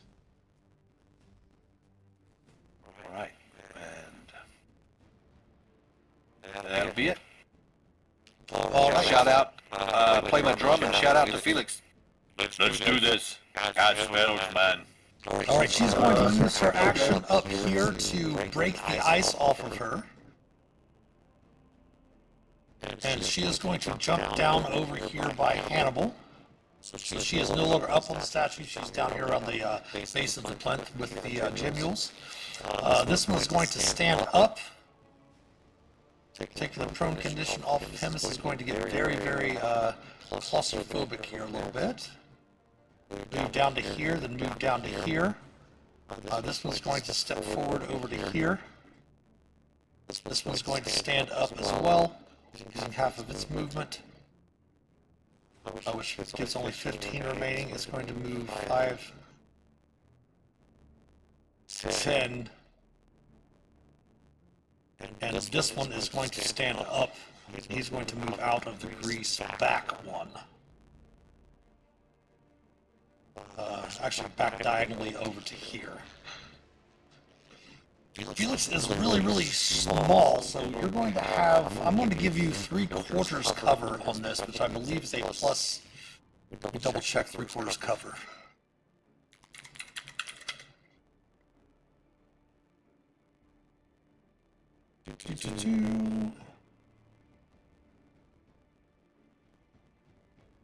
Nope, we don't need the cover for the, wait, yeah, there it is.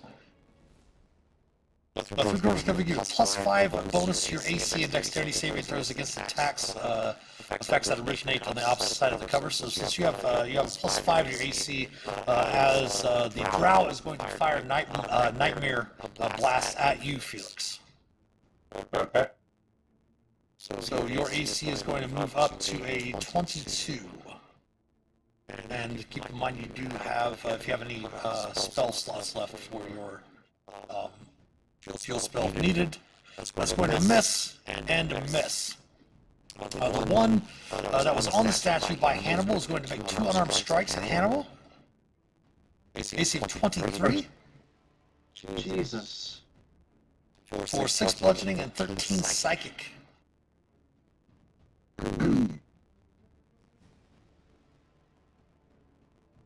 And give me a second, I forgot to do something at the start of their turn.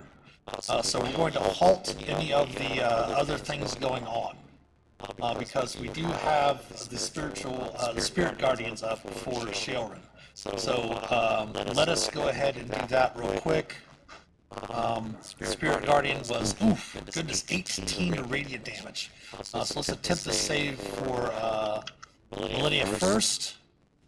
Wisdom saving throw.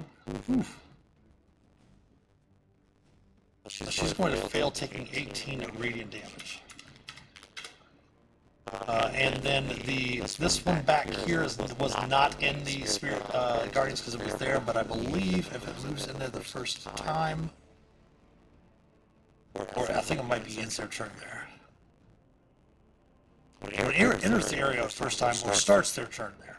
Okay, so they will all take the Spirit Guardians. And their move is going to be moved anyway, so their move is still good where they're at. So let's go ahead and make their saves. I was like, they might be okay. I forgot that she had that up. So 9.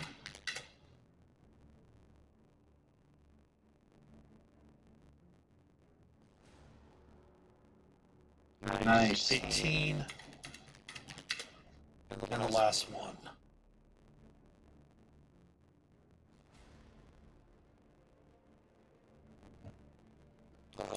Taking 9. All right.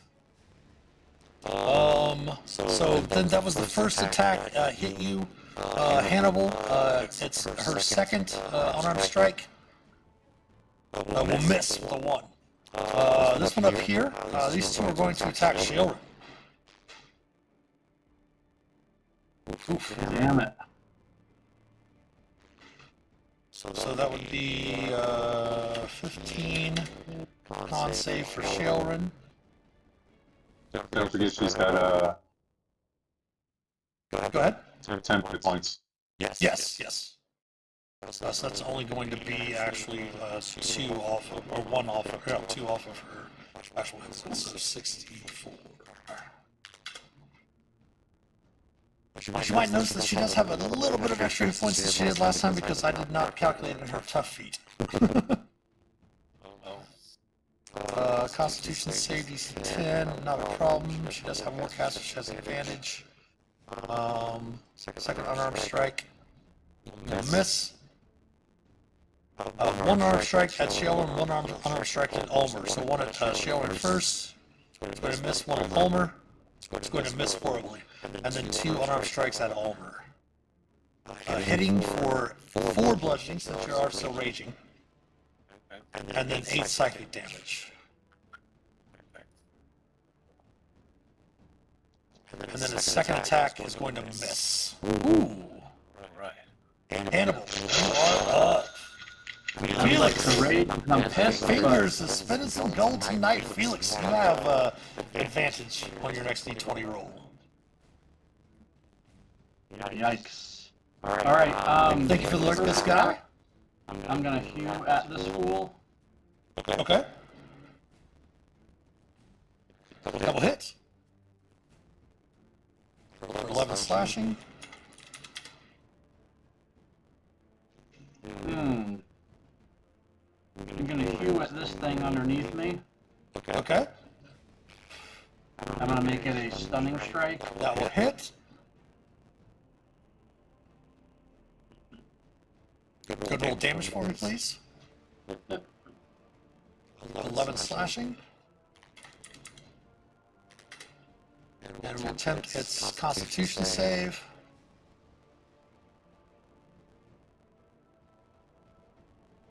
But it will save. Alright, and then my unarmed strike is gonna go on this one. What do I have left for key after that stunning strike? 2. Alright, I'm going to do flurry of blows. The first one's gonna be at this one to my 3 o'clock. Okay. That will miss. And the second one's gonna go to the same. Okay. That will hit. And I will stunning strike that. Okay. Attempting its con save. It will fail. It is stunned until the end of your next turn.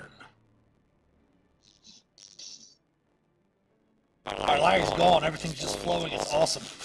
Oh, sweet. Good deal. Right, and that's my turn. All right. Sharon is up. She doesn't have to concentrate on it. She's got her, first thing she's going to do is her bonus action. She's going to move her bonus action, move her spiritual weapon. Let's see, 5, 10, 15. She's going to move it right to there. She's going to strike the one that is right beside her, between her and Ulmor with her bonus action, her spiritual weapon. She's going to hit him. Oh, nice. She is going to hit it for 9 force. For her action, she's going to add another aura to where she's at. She's going to pop up her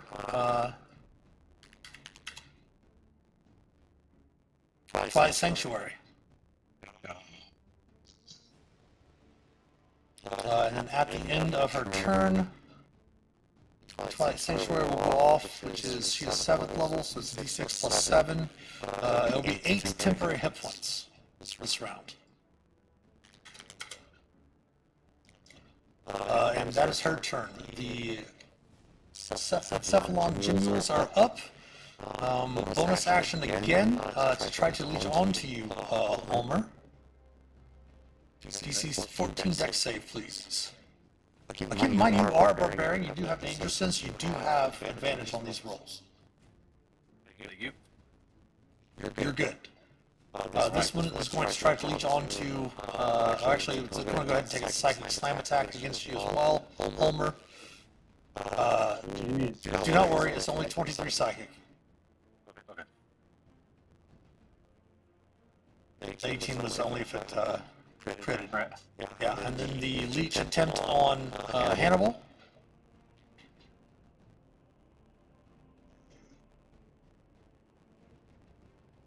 Nope. You are good, but its psychic slam attack is going to hit for 20 psychic damage. Oh. Nobody needs to die tonight, fingers. Challenge accepted. Top of the round, Phelix, you're up. Alright,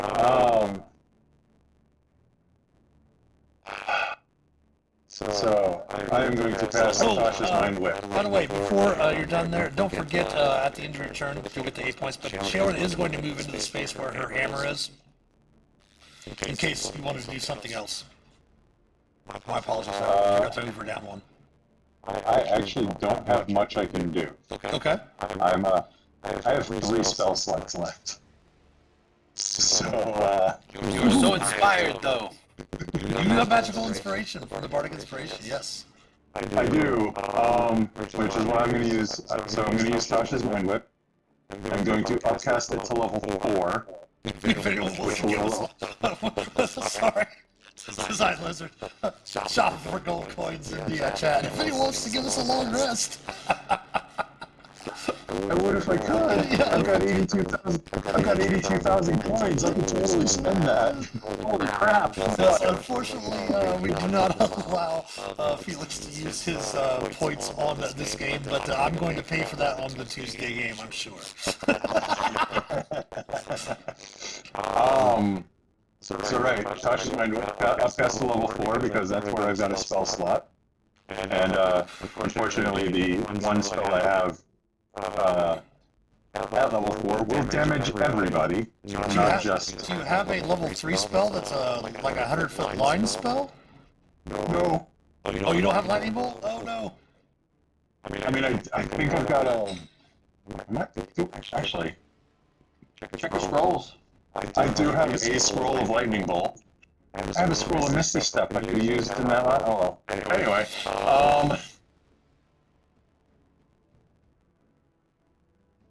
It's intense. I'll hit 3 either way, but I won't use up a level 4 spell for this. Alright, I will use the spell scroll of lightning bolt. Because you have it in a spell book too, don't you? I haven't added it to my spell book yet. No. Gotcha. Okay. Do I have it in a spell book? No, that's why I was holding on to that scroll. Oh well, again, we are playing But it's Wizards fine. rules, so you can always buy a spell scroll out if you need to. Yeah, I am fine with it. I've got plenty of other pretty stuff in there. So yeah, spell scroll, lightning bolt in this direction. Yep, all 3 of them. Those 3. Mm-hmm. Don't have that. Oops.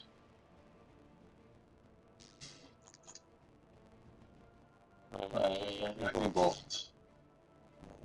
Is that? Nope. I was supposed to put it in the chat. Is this put it in the chat? Nope.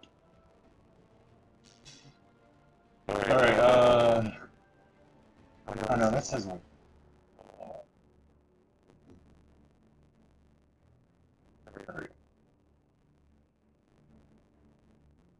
Start lightning forming a hot line 100 feet long, 5 feet wide, 8d6 lightning damage on a failed dex save. Alright, so go ahead and roll that up. Roll me 8d8, or 8d6, I mean. And before we go to make their saves, we're going to go to this, do have another ad break coming up here shortly. So go ahead and roll the damage, we'll see what the damage is, and then when we come back on the other side of the ad break, we will go ahead and make their dexterity saving throws to see how they do. Stick around! On the other side of the ad break, we'll see who saves and who gets electrified. We'll be back shortly. Stick around.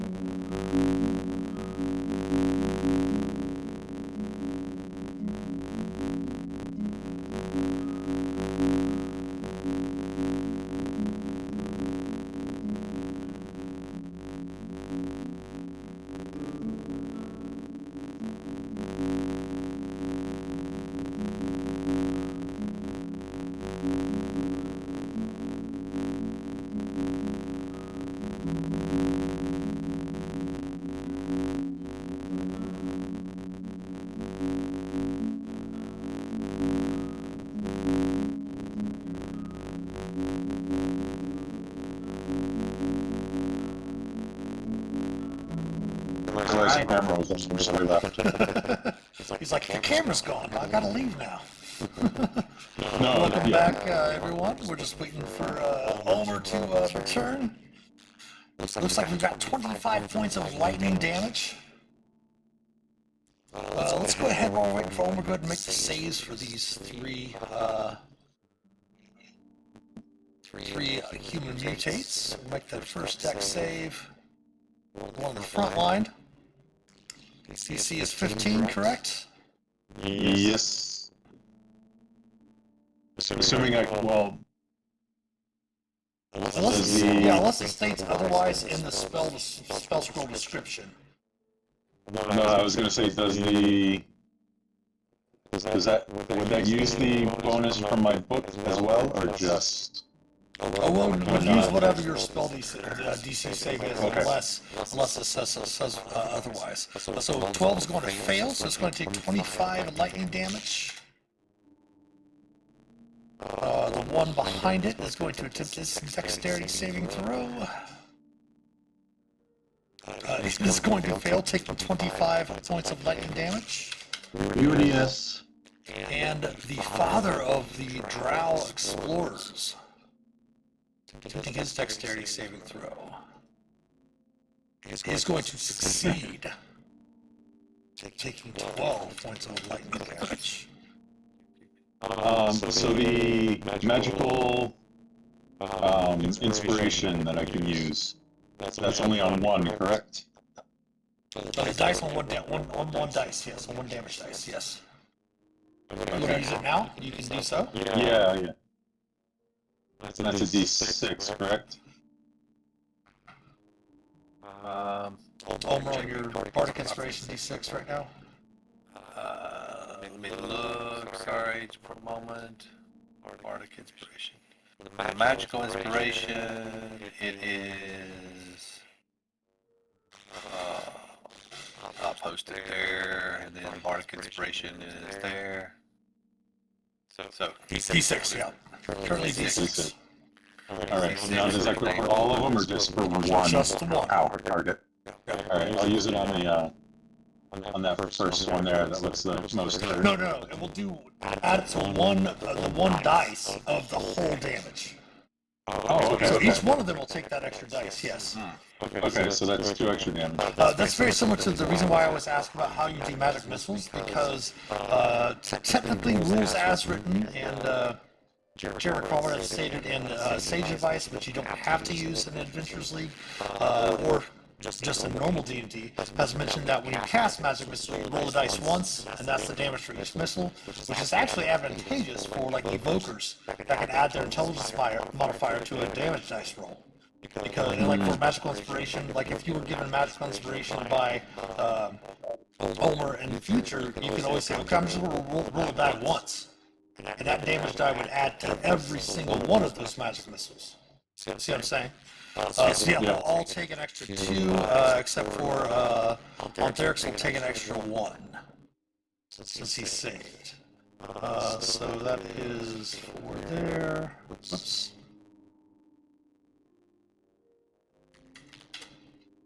No. I was hoping to roll higher.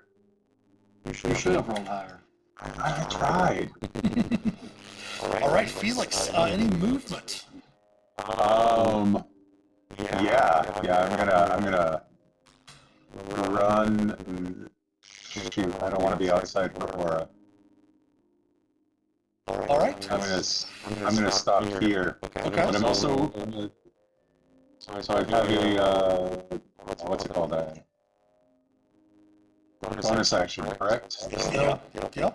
All right, I'm gonna push this one 5 feet. Back over here in the corner. Yeah, that'll work. Okay. Strength saving throw. DC 14. They will make the save. All right. Okay, go ahead and take your 8 temporary hit points. Yep. And Ulmor, you are up. Oh boy, okay. They definitely, all of these cultist mutates around you definitely look a little bit more bedraggled and beaten up, especially the one to the northwest of you. Yes. So he didn't get pushed, so I'll go ahead and attack him. I'll go ahead and attack him. Yes. Okay. With the spider staff, swinging away. 20. That will hit. And that will kill that human mutate.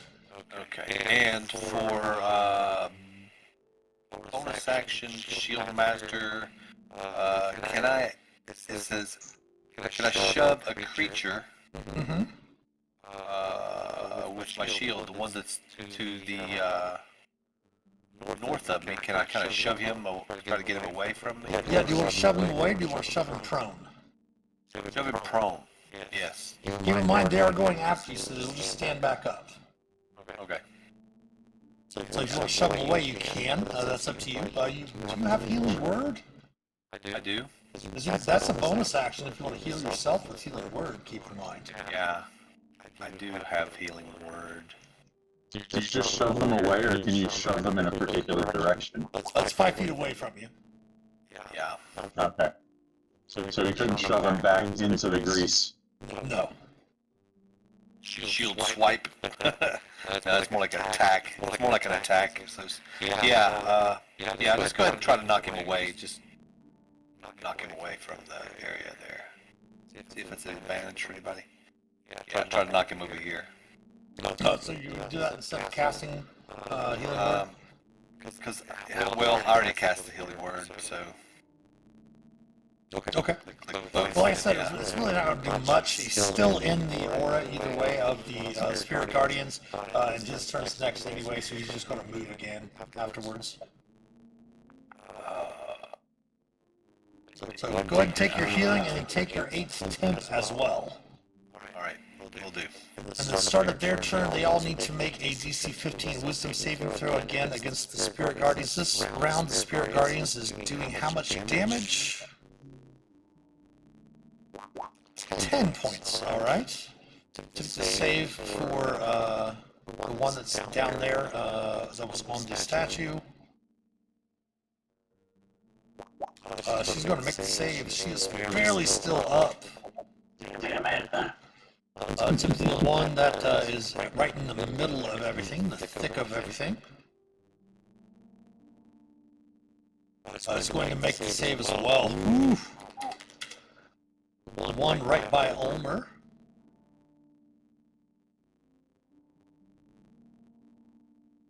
It's going to fail, taking the full 10 damage. Nice. But it does not drop him yet. Let me see. Let's see what the Drow Father is going to do.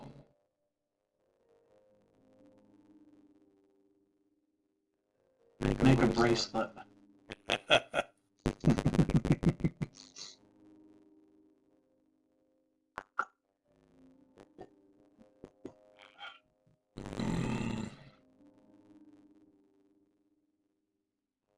You're going to still get some cover this time.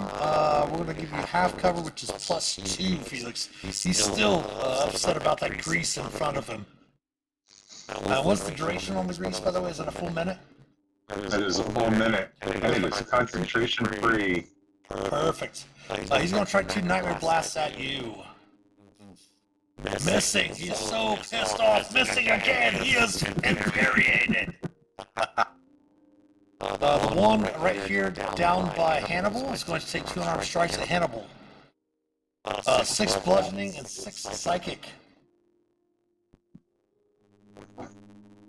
And then 10 bludgeoning and 10 psychic. Hi, everybody. Fuck. Hello. Hannibal is down unconscious on the ground. Game board's not showing. It says, somebody says. So what? No, we're... Oh, yeah. Just, No, gosh, we were on the, yeah, we were on the thing there. My apologies, everyone. My apologies. There we go. Back to the combat screen. Just in time to see Hannibal take it. Just in time to see Hannibal drop to the ground. That was her turn. She's actually going to move now. Bitch. So she's going to move half move, so she's only got 15 foot of movement. So 5, 10, 15 to there. The one right here is going to attack Shaelrund. Hitting. So 20 minus the 8. Let's move her spiritual weapon over here real quick. So it's going to be 12. I have the damage still DC 10 con save. She has advantage on work for Warcaster. She's going to make the save. Nice. Spirit Guardians is still active. And missing. Then the one that is on Ulmor. 3 bludgeoning and 10 psychic Ulmor. Ouch. And then 16 will miss Ulmor. That is all of the human mutates. Hannibal, please give me a death saving throw.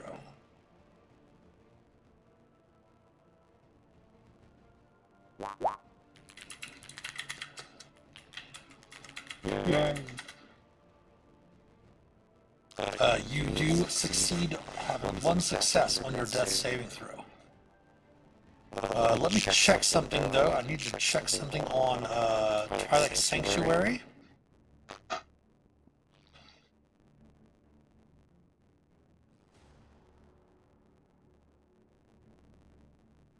I don't get anything, I don't think, if that's... As an action, you present your holy symbol. The sphere of twilight emanates from you. The sphere is centered on you as a 30-foot... Oh yeah, you cannot receive temporary hit points if you do not have any actual hit points. That's the difference. Alright. Yeah. Shaelrund is up. She's going to remedy that. She's going to use a bonus action first to whack at this one here. She's going to move her spiritual weapon there. Try to take the one out that is near Ulmor. Oh, kill the one that's next. Oh, okay. Hitting it Yes. for 5 force. Ugh. Then she's going to use her action to cast a Cure Wounds on Hannibal. For 11.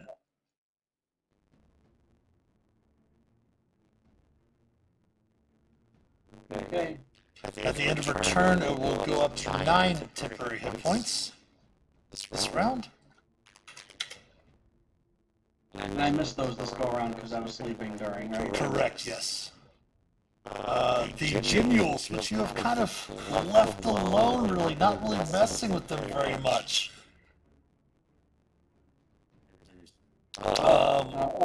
They are going to all move over to here. This one's going to move to there. This one is going to try to leech onto Hannibal. Hannibal, give me a dex save a DC 14. Not a problem. It does not latch onto you.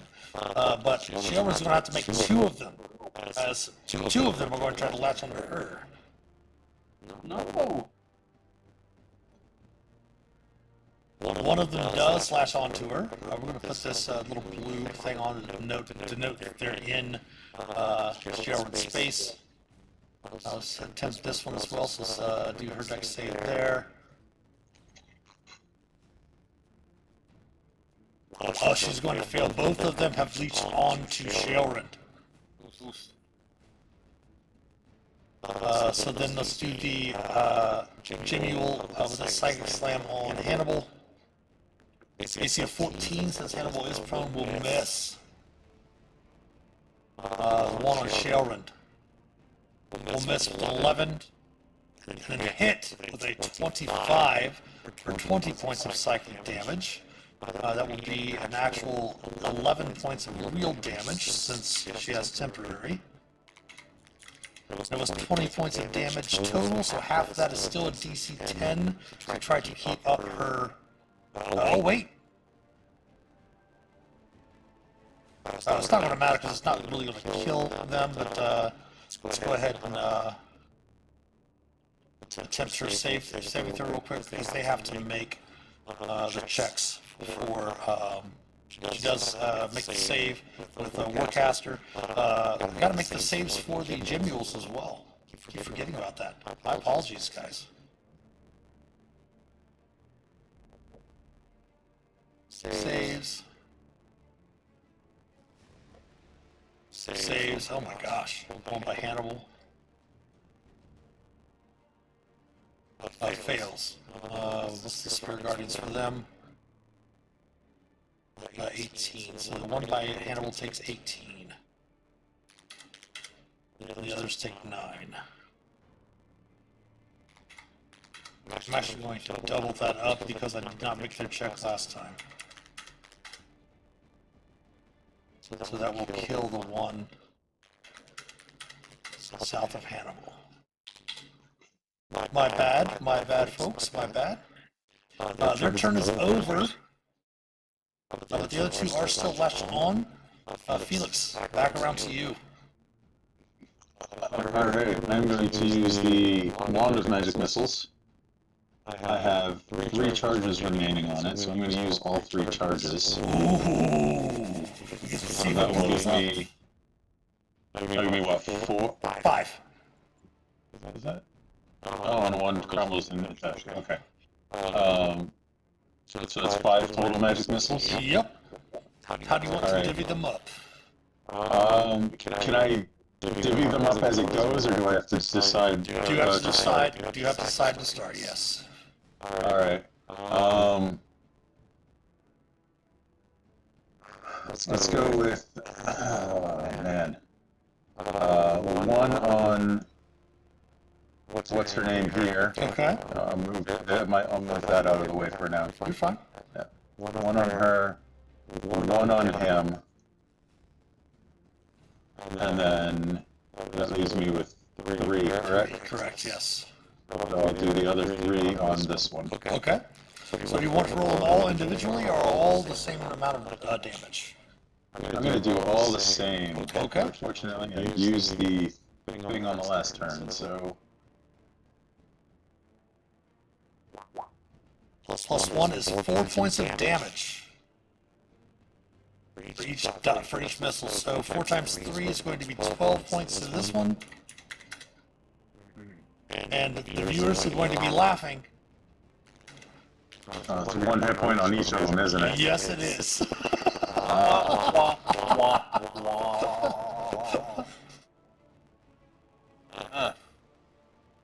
They each had 5 hit points remaining, yes. Man. Alright, I don't have anything that is a bonus action. That's an action. It's the size of the C-boat reaction. Emoji reaction. Chat. That's 1 reaction for each of their ones. Alright. Alright,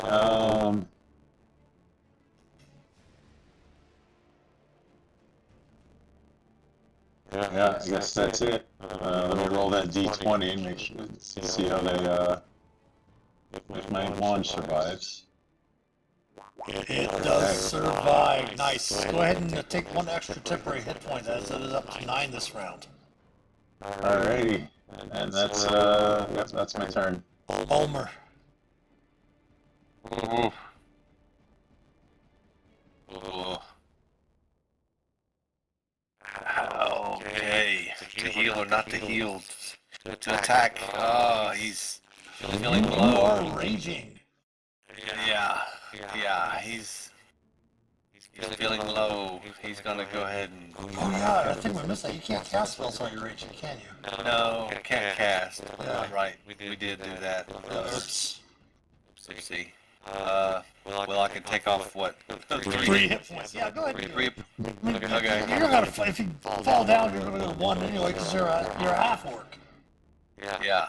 Okay, so he's gonna go ahead and look at his pack and think, man, I should drink some potions, but I want to fight. So he's gonna go ahead and attack.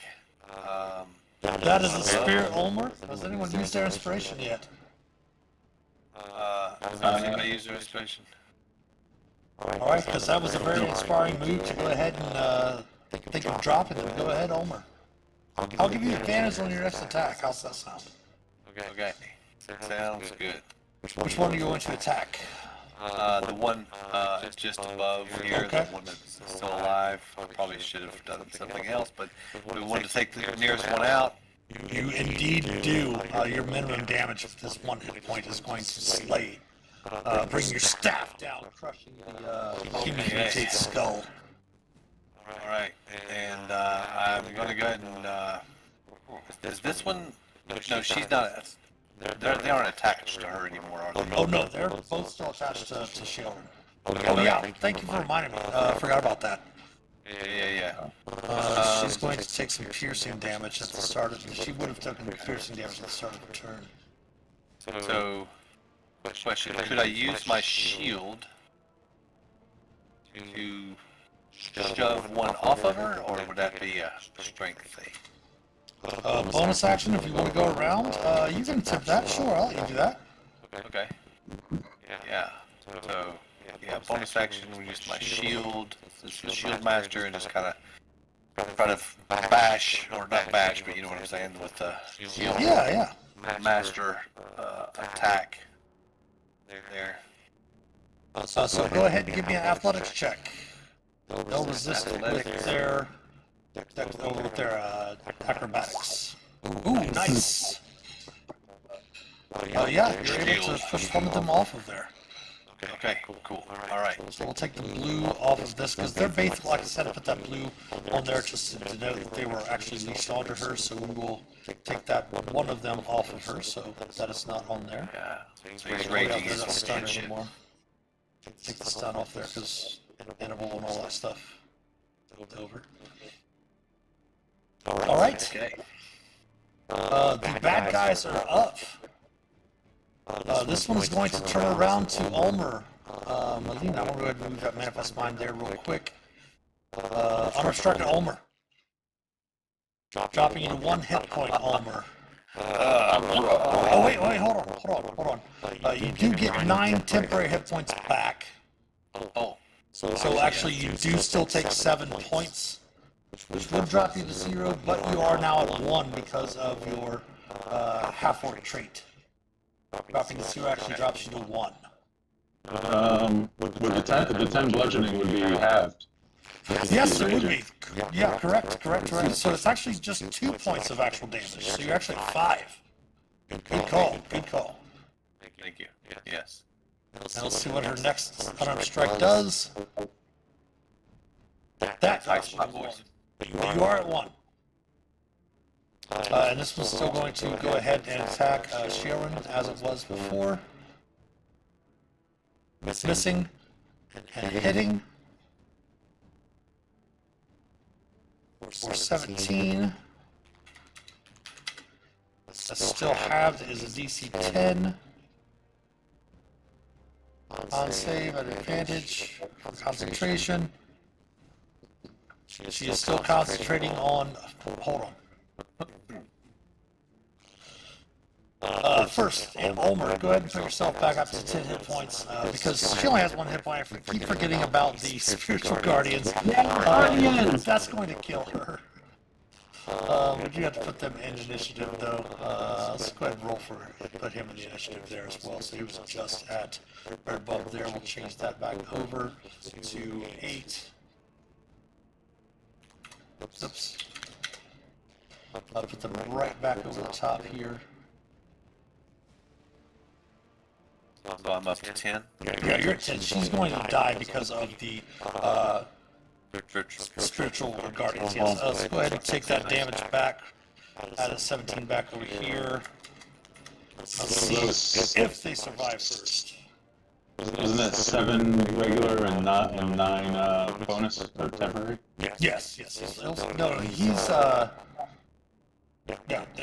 at 10 and he's got 9 temporary left. Ulmor does. Okay. Yes. Thank you. So let's see if he makes his save here. Lots going on. It's been a long weekend. Lots of D&D. This is my 6th game in 3 days. He will take 18 points of radiant. All right. Now, then she will take the 17. She makes the save. And missed with the other one. The other creature is up. He's going to fire a Nightmare Blast at Ulmor and at Shae. Actually, no. Ulmor and Shae. Ulmor first. Missing. Shae. Missing. Hannibal, you're up. You can stand up. That changes things. My 11 hit points. I'm gonna heal here. Okay. That will hit on the number. Sweet. Second attack, you on the same thing. That will hit. Finishing that one off. Whoa, yes. Step over to here stupidly and DM inspiration. I'm gonna unarmed strike. Okay. One next to children. Ah, worked maybe. That will unfortunately miss. Oh no, inspiration? Yeah, 19 will hit. Go ahead.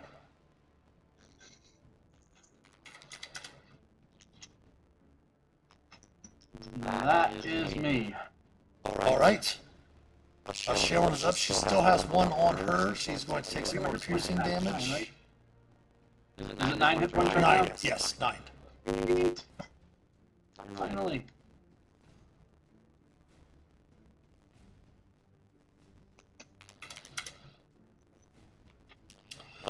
She is going to use her spiritual weapon. Stand tall with the rest of you. She's going to move her spiritual weapon over here. She's been around us too long. She will hit. Oh, nice. Doing 9 points of force to the drow.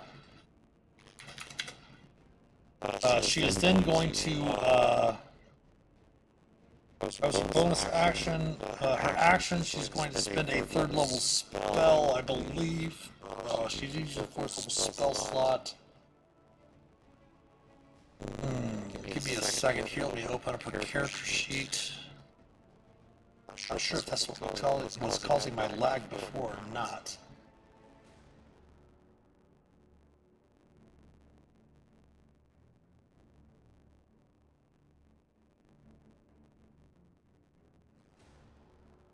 Getting back to just a little bit of lag.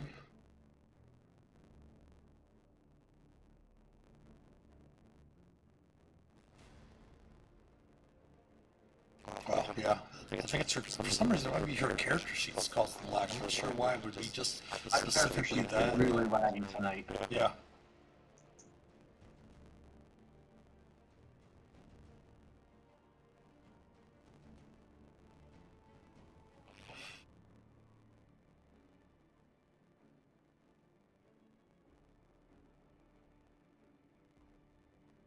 Yeah, it's still loading the character sheet. Oh my goodness.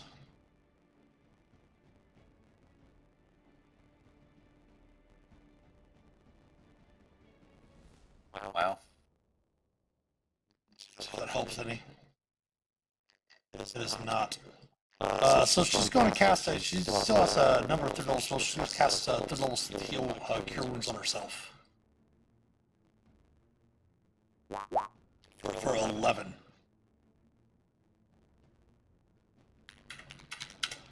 At the end of her turn, D6 plus 7 for temporary hit points, up to 12 this time.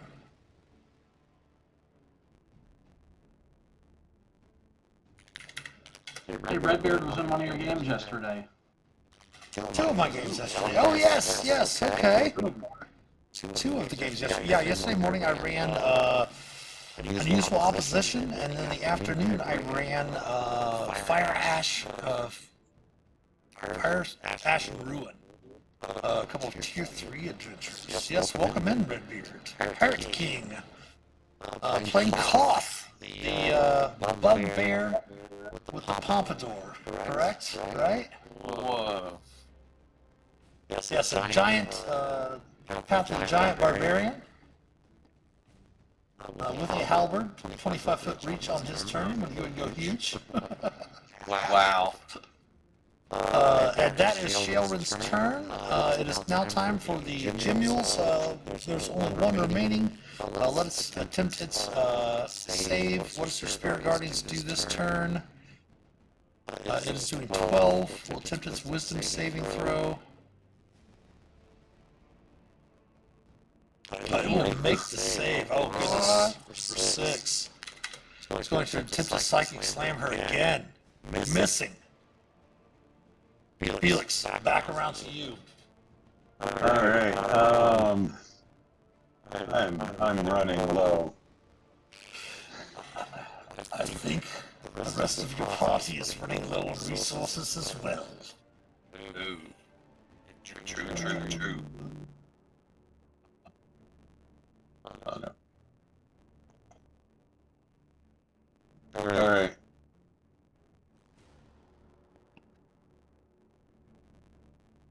Dun dun dun. We're gonna attack this one here with a Mind Sliver. Which one? The human. Okay. It's a DC 15 Good save. intelligence. Yeah. I'll just. There we go. It will make its save. And as you do, since you have fought these creatures and you have fought the human mutates before, you do recall that they are resistant to psychic damage.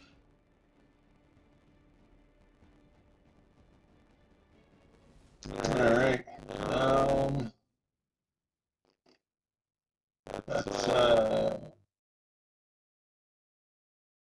I'm gonna take this one since it looks like it's still attached to Yeah. Shaelren.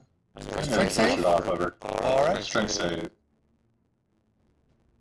It will make it. It rolled a natural. By the way, notice that it rolled a natural 20 on the strength save, right? Yeah. Oh, I love when the dice puts this into dramatic situation here.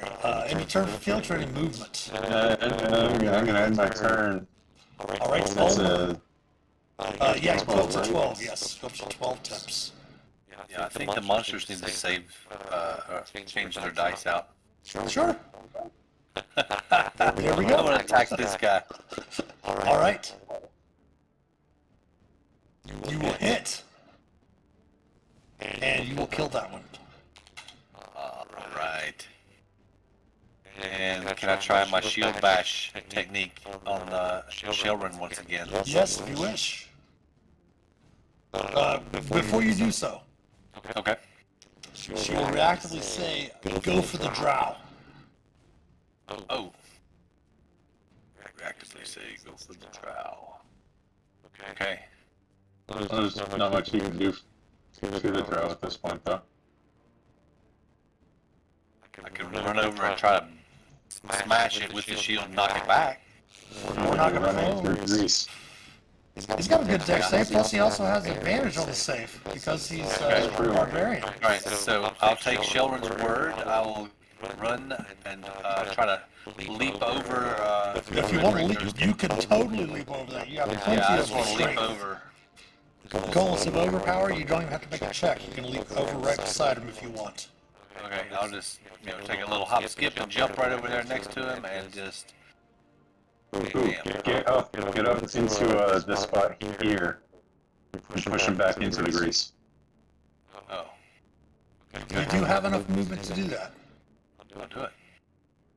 All right, so attempting to shove him back. So go ahead and give me an athletics check. He will resist. Let me double check what he's going to resist with. He is going to definitely resist with his acrobatics. Okay, we got a 22. Nice. Very nice. He will fail, and you will shove him 5 feet back, which does force him to make a saving throw. DC is 15, correct? Yes. He's going to make his save. He's not prone, but he is now still in the grease. 15. And instead of him running on his turn to this double set of doors behind you, Ulmor, he is facing off against a half-orc barbarian in front of his face now. Excellent. All right. All right, he is up. If he starts his turn there, or is it only when it appears, or he ends his turn there, right, with the grease? Yeah. Okay. Probably would have been better off to shove him down. Oh well. Let me see here. What is he going to do? His first thing he's going to do, let me move the spiritual weapon down so I can get the token. He's going to try to Nightmare Blast Ulmor out of the way.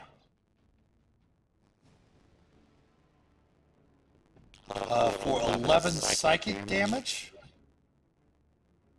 Okay. which is going to take just 2 hit points of normal damage. Oh my god, and Ulmor is still up. At 1 hit point, but still up. He's going to be a little concerned here, so he is going to actually move. You going through temps, Ulmor? Yes. With the temps, he is down to, he's actually down to 1 normal hit point. 5, 10. Ulmor, you may take an attack of opportunity if you wish. Oh, totally. Yep. Swinging the staff. Ah, That will unfortunately miss. oh. Hannibal, you are up.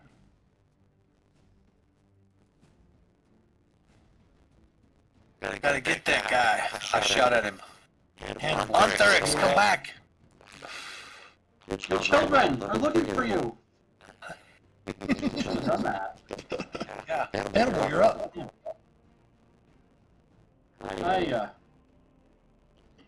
Is this I just attack this, right? Yes. Oh yeah.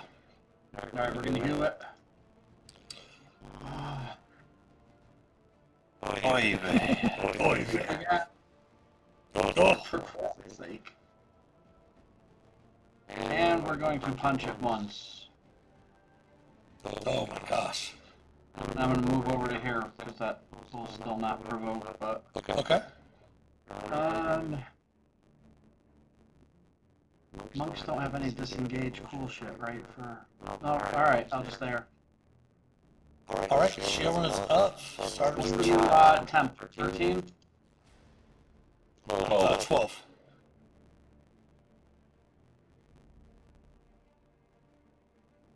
She will take 6. Off for 10 hit points.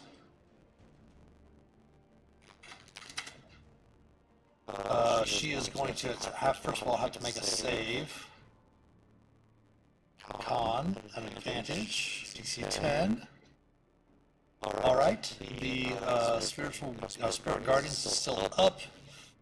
She is going to bring her, actually that was up there, so 5, 10, 20, back over to here. She's going to use her own spiritual weapon on the creature on her. Missing. She's going to then try to toll the dead the creature that is on her. Excuse me. Wisdom saving throw. He's going to fail, taking 11 necrotic. Alright, that is Shelley's turn. The creature's up. It's got to attempt a wisdom saving throw again for the spirit guardians. Did I run spiritual weapon attack too, or was that the other? So they'd already made the spirit. That was their bonus action, was the spiritual weapon. Oh yeah, let me give the. If there's any extra tips, 9 this round, that will put her at least back up to 9.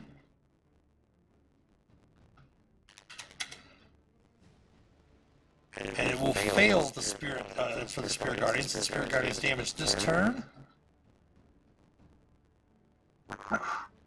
Nice. Kills the last gym mule. So it on its turn it dies. Top of round 5. Felix, you are up. Alright, Stop that deadbeat bad. Keep in mind you do have a scroll of Misty Step. I do have a scroll of Misty Step, but I also have Hold Person. Use a 4th level spell slot to cast Hold Person. I can just barely see him. Let's see what the 60 feet. Technically you can't see his token from your vision. I can just pull up your vision for the viewers to see. I can see like the sliver of him right here. Keep in mind that there's the dark sight, which is your explorer mode, and then there's an actual vision, which is the light mode. Okay. Oh no, like Alright, let's see. Oh, well, let me see here. I see where his token's at. I see where his token's at. Barest sliver of him. Alright, but I can move anyway.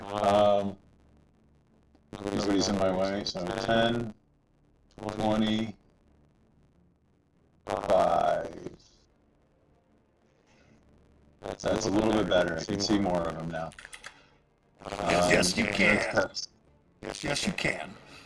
Alright, cast Hold Person. I am doing it at 4th level because that is the only spell slot I have left.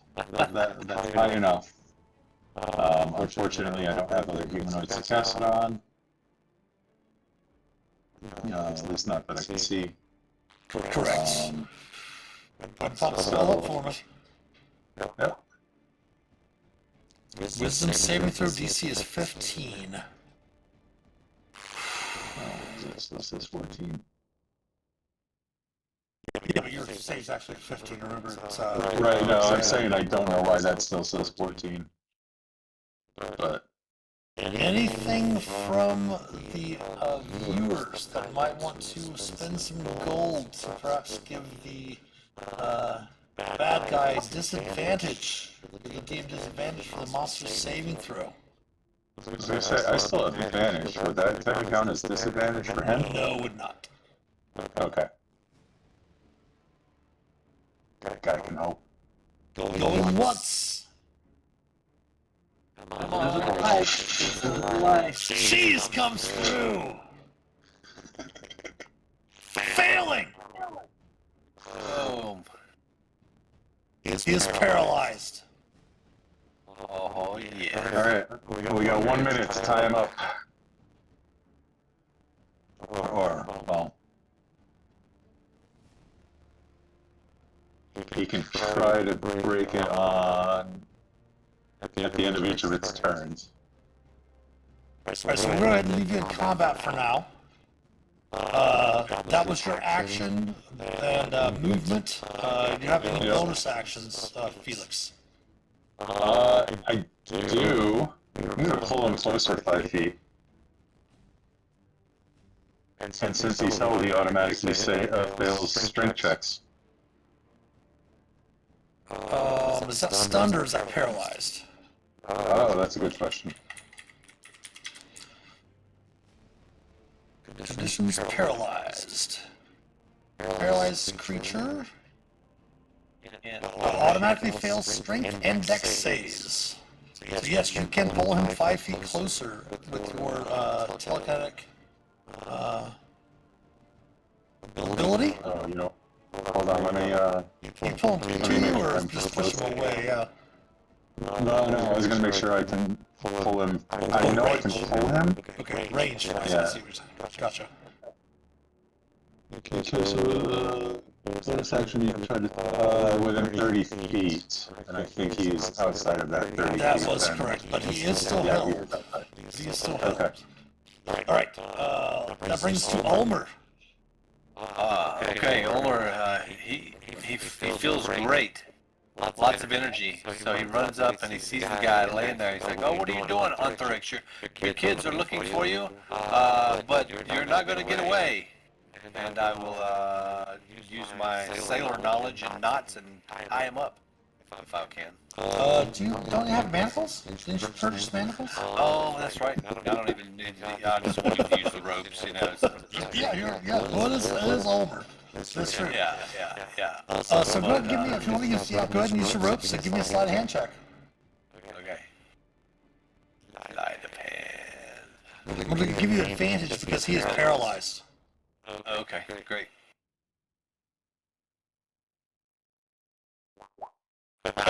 So his DC to break is 6. Oh, okay. All right. All right, his turn. He's paralyzed, he can't do anything, but he can attempt to save at the end of his turn. Okay. But he can't do anything because it's at the end of his turn. And he is no longer paralyzed. Hannibal, you are up. He's no longer paralyzed. Alright, 5, 10, 15. Hold tight. That is an area of grease right there. Okay. Go ahead and give me a dexterity save. DC 15. No problem whatsoever. The last famous words of the monk. There we go. No problem whatsoever. So I was here. Perfect. Awesome. 20, 30. Oh no, you were right there by Felix. So you were right there by the door, yeah. Alright, so 5, 10, 15, 20, 25, 35, 40. My speed's 40 plus 10. Oh, what do I want to do? Do I want to just tackle this fool and try to grapple him? I can't. Or is his He's manacled already, right? Or no? No, he does have some shock or some ropes around him, but the DC to break is DC of 6. So can I try to manacle him? Is that gonna? You can give me a grapple check to try to do so. Alright, and I've used my inspiration, so. He automatically fails. Does anyone he's not paralyzed anymore? He made a save at the end of his turn. Oh. Does anyone else want to give Hannibal their inspiration, however? What do you I will. Okay. Roll it for it. So what do you want for a grapple check? Is a grapple check is always strength athletics versus their athletics or their acrobatics. Rank athletics. Ah, shit. Alright, thanks for the advantage. 17, nice. He will attempt to, we'll give him disadvantage because he does have ropes on him. But he's going to assist with acrobatics. He's going to fail with a 1. Thank goodness. You were able to grapple him. So if you want to use your extra attack, you can go ahead and I'll just let you pin him to the ground. Sure thing. Okay, so he's pinned to the ground. He does have ropes on him. That is going to take you out of combat. Daddy's home. Wow.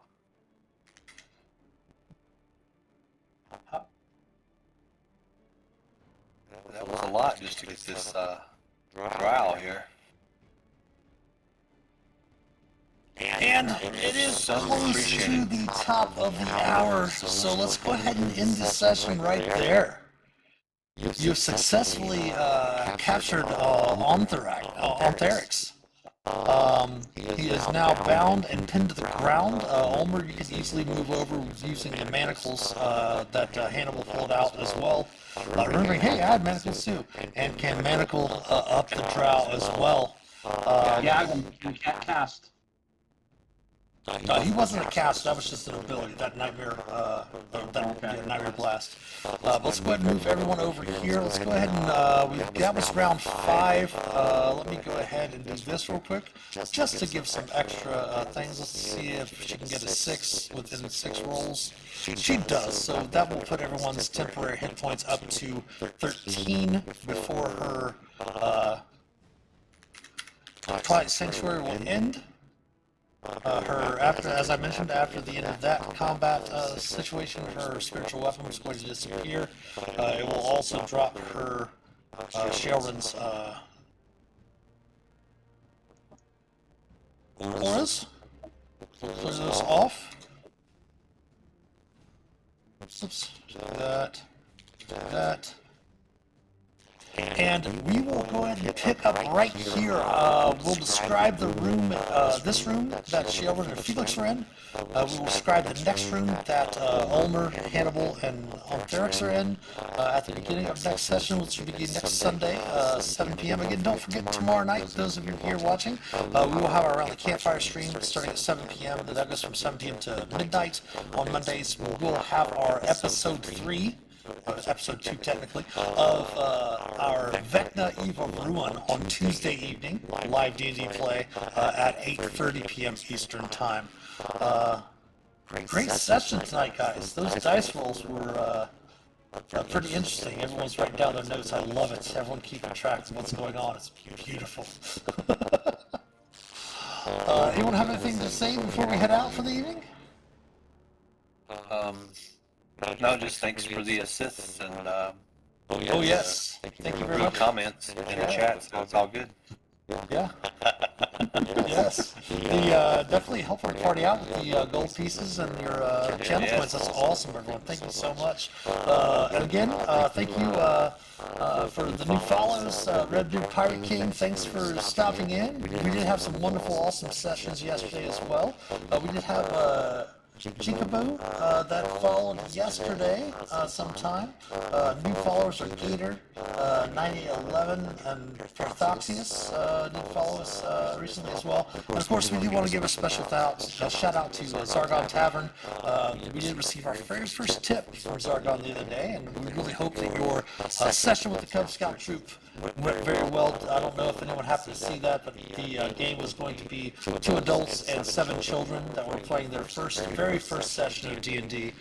They were playing through the perils of Pinewood, that adventure that we talked about last Sunday.